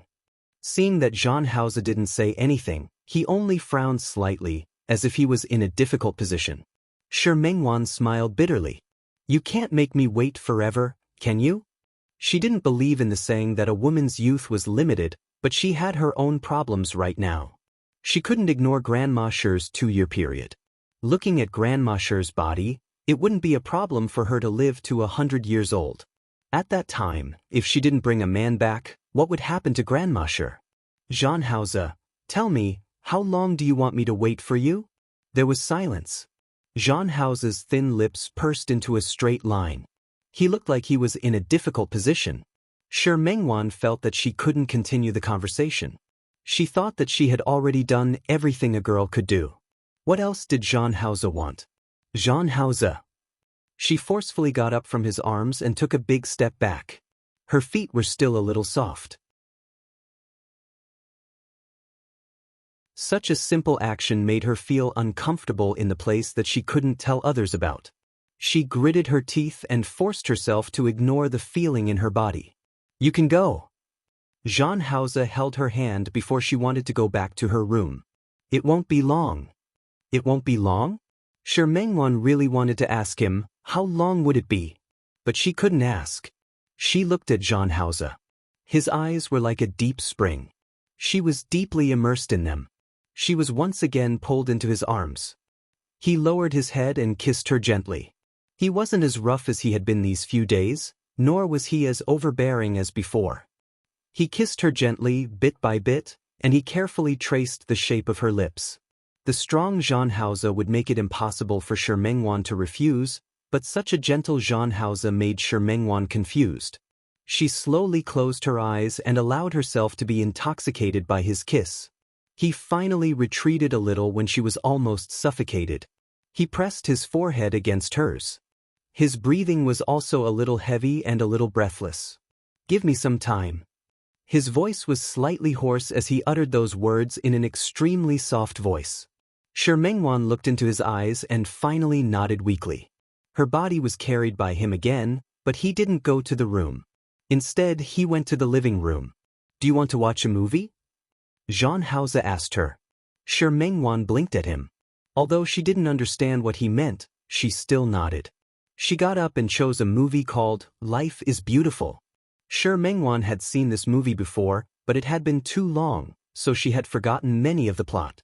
The film festival played very slowly, and she slowly recalled the plot along with the movie.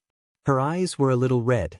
When she saw Guido take a very ridiculous step and die under the muzzle of Na Chui, Shi Mengwan's eyes fell. There was a tissue in front of her. She took it and wiped her tears away. She sniffed and found that Zhang Haoze was staring at her. She suddenly didn't want him to see her like this. She turned her face and continued to focus on the plot. The movie ended very quickly, but her emotions didn't come out of that kind of environment. Her body was turned around by Zhang Haoze. He raised his hand, as if he couldn't understand the change in her emotions. "Why are you crying? Don't you feel touched?" Zhang Haoze looked at her expressionlessly and didn't say anything. There was no need to say anything to know that he probably didn't feel anything at all. "If you're not touched, why did you say you wanted to watch a movie?" Zhang Haoze turned his gaze away and picked up the remote control to watch another movie. Shi Mengwan seemed to have realized something. You didn't say you wanted to watch a movie because Xiaoqi asked me to watch a movie yesterday, did you?" Zhang Haoze turned around and glared at her. Soon he looked at the screen again. However, Shi Mengwan clearly saw that his earlobes were slowly turning red. This realization stunned her for a moment. She bit her lip. For a moment, she thought that there was something wrong with her eyes. "Are you jealous of Xiaoqi?" Shi Mengwan asked subconsciously. In the next second, she saw that Zhang Haoze's earlobes were even redder. At this moment, Zhang Haoze turned around and glared at her. His gaze looked very fierce. Shi Mengwan seemed to have discovered something extraordinary. She still wanted to say something. However, Zhang Haoze kissed her lips. It was a kiss that was rougher than before, not giving her a chance to speak. Shi Mengwan blinked her eyes. There was a faint smile in her bright and beautiful eyes. They were extremely bright, like stars in the sky. However, Zhang Haoze raised his hand to cover her eyes and deepen the kiss. Bit by bit, his lips stole her breath and occupied it. His hands also started to be dishonest. Shi Mengwan wanted to get rid of his hand, but he pushed her down on the sofa and covered her eyes with the silk towel she had used before. When her eyes couldn't see, her senses would become especially sharp. The weather was still cold. Shi Mengwan bit her lip. "Not here." The man seemed to want to punish her for mocking him just now. Not only did he not let go of her, but he also firmed his determination to do it here. She couldn't resist, so she could only dance with him. At night, Shi Mengwan, who was sleeping on the bed, righteously rejected Zhang Haoze and didn't let him continue. She had really been tortured by him too much these few days. If he continued, her waist would definitely break. Zhang Haoze stared at her face for a long time, but in the end he really didn't continue. He hugged her waist and pressed his chin against the top of her hair. The lights in the room had already been turned off, leaving only a bedside lamp. Shi Mengwan's back was facing Zhang Haoze. She looked at the small lamp and her voice was very soft. "Zhang Haoze." He didn't respond, but Shi Mengwan knew that he wasn't asleep. "Don't you need to go to work?" It was already past the 7th day of the Chinese New Year. Normally speaking, many companies would have already started work. No need. Because he was lying down, his voice sounded a little hoarse, but it was especially sexy. "You?" Shi Mengwan thought of what Xiaoqi said. "You're starting a company now?" Pretty good." She still remembered the young man who had nothing more than 10 years ago. At that time, he said that he had to earn a lot of money and that he would give her a good life. "Does your company make money?" "Yes." That's good. Shi Mengwan nodded gently. At this moment, he turned her body around and let her face him. She looked up at him. Can you tell me about you? She wanted to know more about him, such as where he had been all these years and what else he had done other than starting a company. Didn't he have no home or parents? Then how did he go to university? She had a lot of questions to ask, but Jean Hauser pressed her face against his chest. Sleep. Jean Hauser, if you don't sleep, I'll do something to make you want to sleep. Shi Mengwan's face was a little red, so she really didn't ask. If he didn't want to tell her, she wouldn't ask. When he wanted to tell her, she would ask. She sighed slightly in her heart. She didn't open her eyes. Instead, she rubbed her face against his chest. Jean Hauser. Yes. 2 years. What? I'll wait for you for 2 years. Shi Mengwan's voice was very soft. She already wanted to sleep. These few days, she really didn't have much time to sleep. She didn't hear Jean Hauser's response, and she didn't need his response. If you can't marry me in 2 years, I'll find a random man to marry, she said. Jean Hauser stared at her face, but she seemed to be completely asleep and didn't make a sound. After a long time, her steady breathing could be heard, confirming that she had really fallen asleep. 2 years.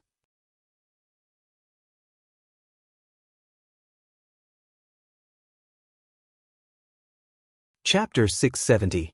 Shi Mengwan, who had slept well the night before, was in good spirits when she woke up in the morning. She decided to visit Xiang Kaiping today. She had been with Jean Hauser for the past few days and hadn't gone out. When she woke up in the morning, breakfast was already on the dining table. Jean Hauser was in charge of Shi Mengwan's 3 meals these days. She knew that he didn't buy it, but she felt the same in her heart. The rebellious young man only knew to wait for her to prepare breakfast and wake him up to eat. Jean Hauser was outside the balcony, seemingly answering a phone call. She couldn't hear what he was saying. She wanted to go over and ask, but Jean Hauser had already hung up. Shi Mengwan looked at his suit and leather shoes. This suit didn't seem to be left with her before. She knew that he woke up very early every day. Did someone send it to him? Are you going out today? To work. Jean Hauser sat down at the dining table. That word could be considered an explanation. Shi Mengwan sat down opposite him. She looked at his expression and thought of something. Then, will you come back tonight? Jean Hauser's hand that was picking up the chopsticks paused for a moment. He glanced at her, then nodded. Shi Mengwan didn't even notice that her eyes lit up because of Jean Hauser's word.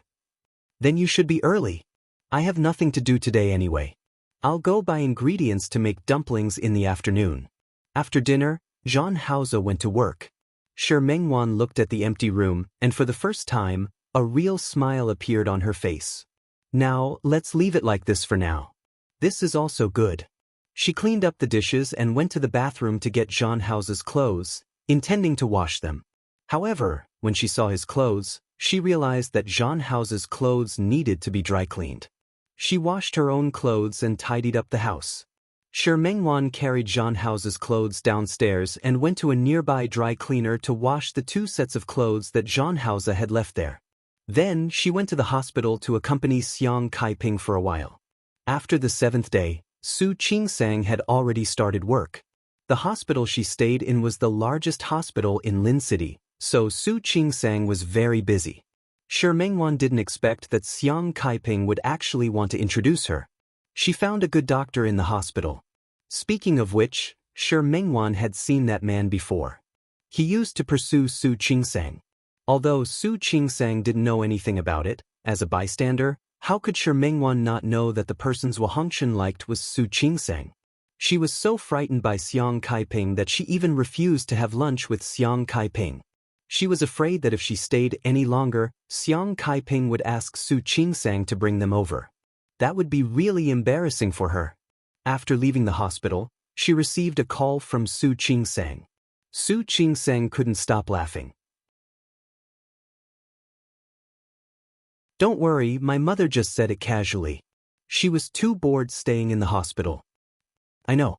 But your mother is really too passionate. I can't take it anymore. He was so concerned about her personal problems that she was under a lot of pressure. "It's better if you can't take it," Su Chingsang said half jokingly and half seriously. "Maybe you'll really meet your true love?" Chingsang. "All right. I won't tease you anymore." Su Chingsang had always known about the knot in her heart. "But I really think that you should stop waiting for that big brother of yours. It's been so long. He's too unreliable." Chingsang.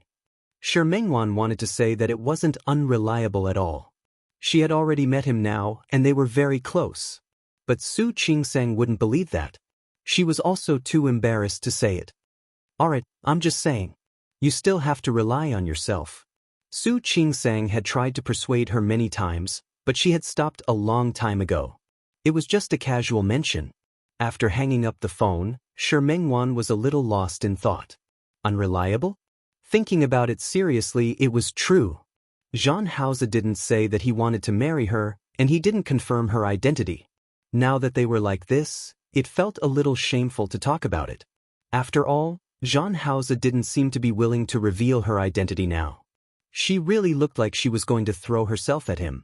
What she said before she fell asleep yesterday was true. 2 years. She gave Zhang Haoze 2 years, and she also gave herself 2 years. In 2 years, if she couldn't move Zhang Haoze to marry her, then she would give up. But before that, she always wanted to give herself a chance. She had waited for more than 10 years and searched for more than 10 years. When she thought there was no hope, she found it and met it. No matter what the final way out for her and Zhang Haoze was, whether it was a calamity or fate, she would accept it. At least she didn't want to regret her youth. She looked at the blue sky above her head. The weather was really good, and she was actually in a good mood. No matter what, she had waited for her dear brother. This result was already very good for her. There were some things that she wouldn't regret as long as she tried her best.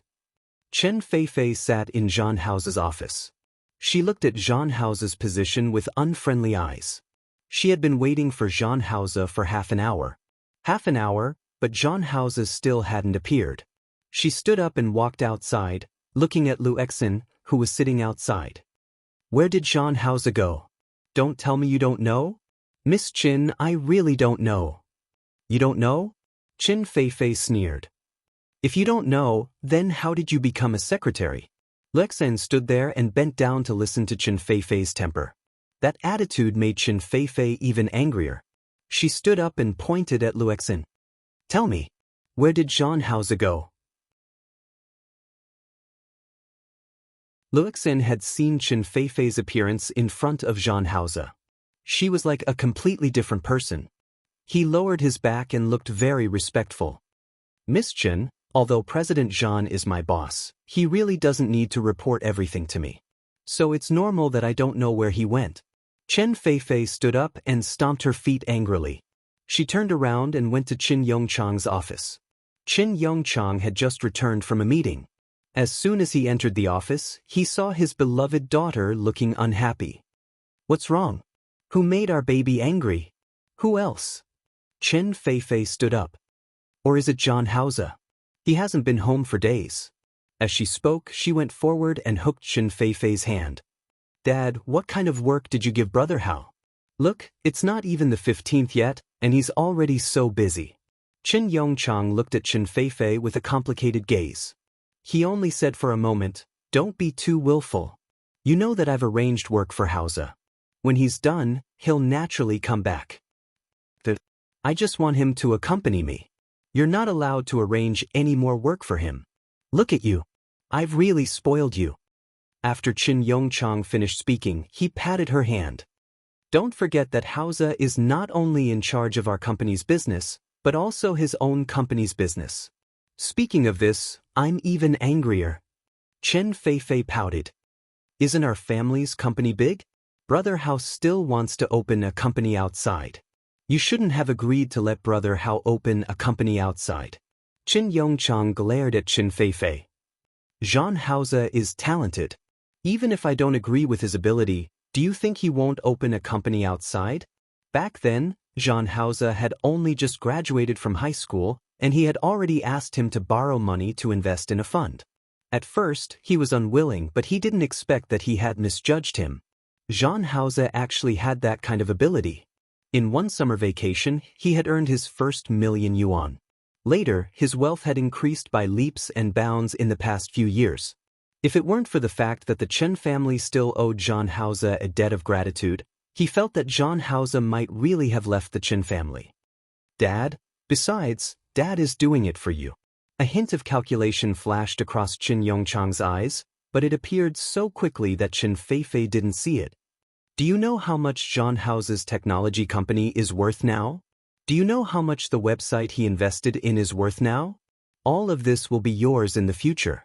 Chen Feifei bit her lip and looked at Qin Yongchang worriedly. Dad, I don't want any company. I just want brother Hao to accompany me. Nonsense. Chen Yongchang glared at his daughter and realized that his attitude was too harsh. In the end, he softened his tone. Feifei, let me tell you, Jean Hauser is too scheming. I'm just afraid that you'll suffer a loss. Then why don't you ask brother Hao to marry me as soon as possible? Look, a grown girl can't be kept at home. Do you really want to get married as soon as possible? Don't you want to accompany Dad for a few more years? Dad, if I marry brother Hao, he'll still live at home in the future. Not only can I accompany you, but you'll also have a son.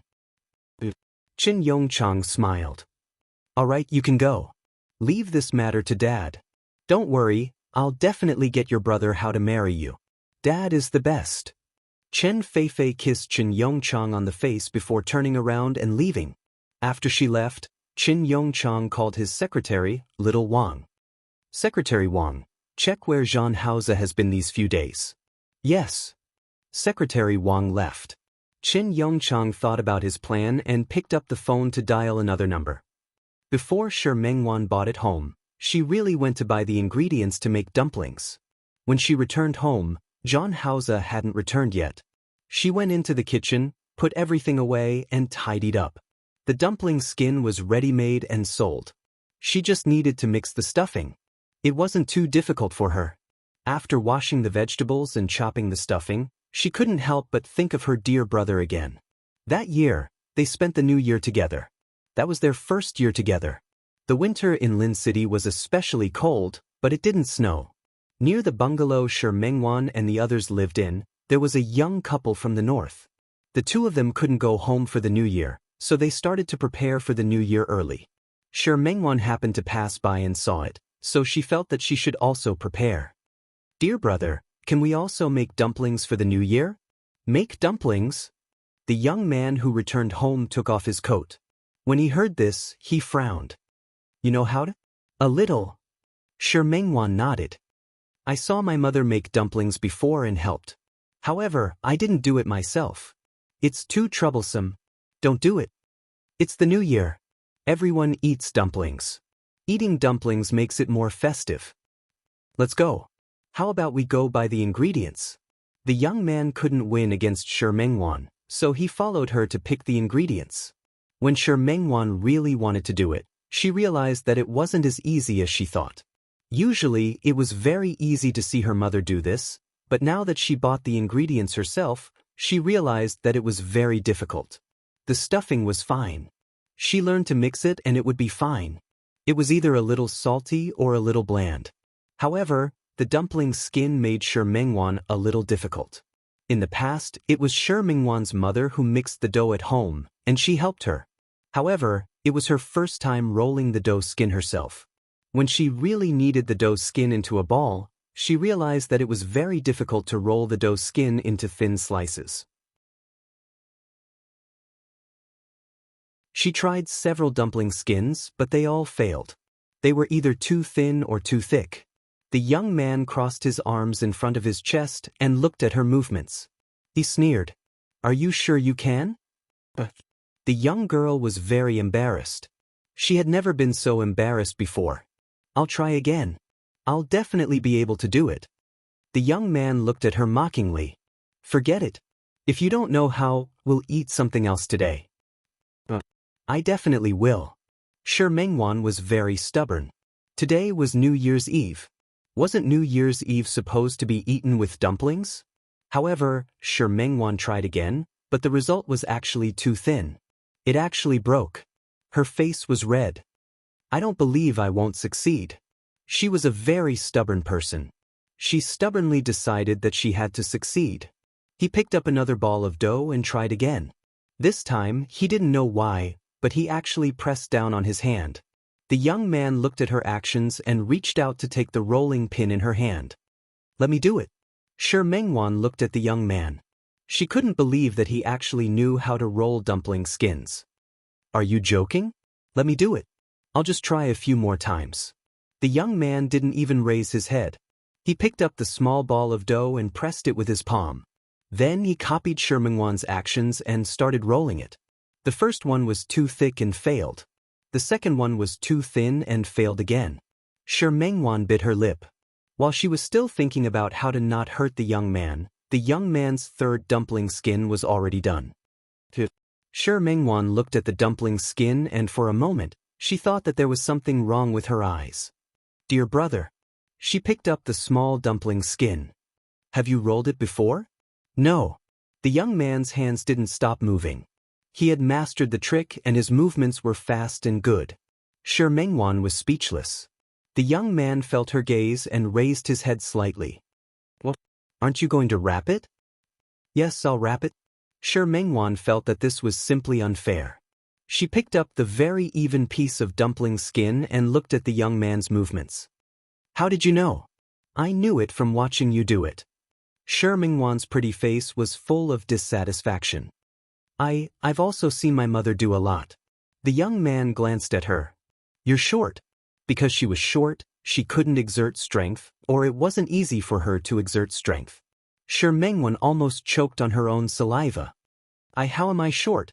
Although she was 13 years old, she was already more than 1.5 meters tall. She wasn't considered short among her peers at all, okay?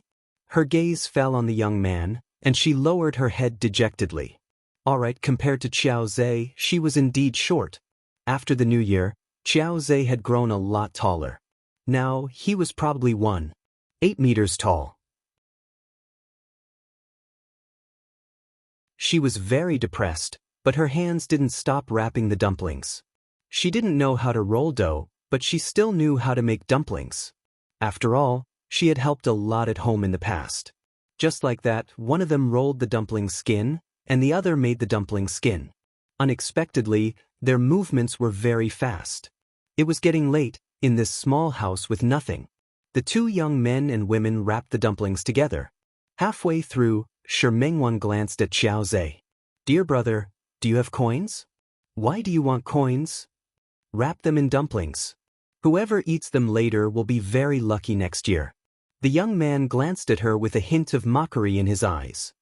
Superstition. How is it superstition? Isn't it all like this? Shi Mengwan bit her lip, thought for a moment, and shook her head. No. Coins are very dirty. Let's use peanuts. Previously, they had bought some snacks, including a bag of peanuts. Shi Mengwan ran over and peeled 2 peanuts. She took out the peanuts inside and wrapped them in 2 dumplings. She looked up at Qiao Zhe. Dear brother, I'll wrap 2. There are 2 peanuts in each. This is a pair. When the time comes, we'll each have a pair of peanuts. This way, our luck will be very good next year. The young man didn't think much of it, and his eyes were filled with disdain. Shi Mengwan was in high spirits. After wrapping them, she placed the 2 in the middle of the dumplings. I'll mess them up. When the time comes, it'll really depend on luck. She said it excitedly, as if she would be able to get 1 for each of them as she thought. After wrapping it, Shi Mengwan took the dumplings and put them into the pot. Big brother, wait a moment. There will be dumplings to eat soon. While cooking the dumplings, Shi Mengwan didn't forget to stir-fry 2 dishes. Usually, they wouldn't be so extravagant, but today was New Year's Eve. No matter what, they should at least have some New Year's atmosphere, right? The dumplings were cooked and the dishes were served. The steaming hot dumplings made people feel much better. Big brother, have some dumplings. Shi Mengwan's dumplings were pretty good. Although they weren't as exquisite as the ones sold in restaurants, they were all very plump and well-proportioned. Qiao Zhe glanced at her, picked up a dumpling and took a bite. How is it, big brother? How does it taste? The young man glanced at her and nodded in affirmation. Then, he lowered his head and continued eating. Shi Mengwan tasted one and felt that it was not bad. She laughed. Dear brother, my skills are not bad. I think we can open a dumpling restaurant. I'll be in charge of making the dumplings and you'll be in charge of rolling the dumpling wrappers. How about that? The young man stopped eating the dumplings and looked up at her. Didn't you say you wanted to be a fashion designer? Shi Mengwan's expression was awkward for a moment. Then, she said with a matter-of-fact expression, then we can open a dumpling restaurant first. After we earn money, we can go learn fashion design. The young man didn't say anything and just quietly ate the dumplings. Dear brother, there's more inside. More. It's the new year today. The young man was halfway through eating when he picked up a dumpling. He seemed to have bitten something hard and his movements froze. What's wrong? Shi Mengwan suddenly perked up. You ate peanuts? That's great. Dear brother, your luck will definitely be very good in the future. Qiao Zhe didn't believe this at all, but very quickly, he ate a second peanut. Dear brother, you ate peanuts again? You're so lucky. Shi Mengwan's eyes were pure congratulations, without any reluctance. Qiao Zhe was stunned for a moment, but he put the remaining peanut into Shi Mengwan's bowl. Here. Big brother? Didn't you say that my luck would be good? I will share my good fortune with you. Shi Mengwan's eyes immediately turned red. Dear brother, let's eat. The young man was a man of few words. Shi Mengwan lowered her head to eat, but tears fell without warning. Big drops of tears fell into the bowl. The youth was stunned for a moment. You? Shi Mengwan bit her lip and couldn't say anything. In this half a year, she could force herself not to miss home and her family. But today was New Year's Eve. At this time, he couldn't help it. No matter how unreasonable her grandmother was, she still had her mother, father, and her younger sister who was only a few months old. She had been away from home for a few months, and she didn't know how her sister was doing. She also didn't know if her parents would still think of sending her sister away after she left. She missed her mother even more. When she left home, her mother had just finished her confinement.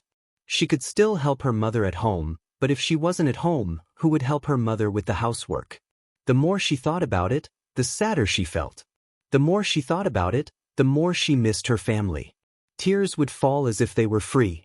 The youth rarely saw Shi Mengwan cry. Since the two of them knew each other, most of the time, Shi Mengwan was cheerful and sunny.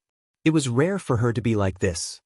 He looked at her and suddenly got up to get the bag of peanuts. He took out 2 peeled ones and placed them in Shi Mengwan's bowl. What good luck or bad luck? I think it's all the same. Shi Mengwan was still sad just now, but when she saw the youth's actions, she burst into laughter. Dear brother. She didn't mean that. I don't want to eat lucky dumplings. She sniffled and didn't dare to face the youth's eyes. I just miss home. She wiped the tears in her eyes and looked at Jean Hauser. I miss my father, my mother, and my little sister. The youth looked at her, a little dazed. His brows were tightly furrowed, as if he had thought of something. If you really miss home, then go back. Shi Mengwan looked at him and suddenly shook her head. No, I'm not going back. She missed home very much, but she couldn't go back. She was very afraid that if she went back, her parents would send her little sister away again. Dear brother. Shi Mengwan wiped the tears in her eyes and looked at Jean Hauser. What about you? It's the new year today. Don't you miss your parents? The youth's expression could be considered gentle just now, but his face was suddenly stained with a layer of gloominess. At this moment, his eyes were filled with malice and malice. My father and mother are both gone. This was the first time Shi Mengwan had heard Jean Hauser mention his parents after being together for so long. She was stunned. Looking at the indifference in the youth's eyes, she felt a stabbing pain in her heart. She suddenly reached out and hugged the youth. It's okay, dear brother. From now on, I'll be your family. The youth didn't say anything. This was the first time Shi Mengwan took the initiative to hug him. He lowered his head to look at her. The young girl had just come out of the kitchen, and there was still the smell of smoke on her body. He really felt like a family member. He reached out to hug the young girl. The youth didn't say anything. Family? This feeling seemed pretty good. You're tuning in to the Passion Pages YouTube channel. We're so grateful for your support, and don't forget to subscribe to join us on this incredible journey through captivating stories. Your generosity through donations truly makes a world of difference, as it's the primary source of revenue that allows me to expand and enhance this channel for you. Thank you from the bottom of my heart for being a part of this adventure.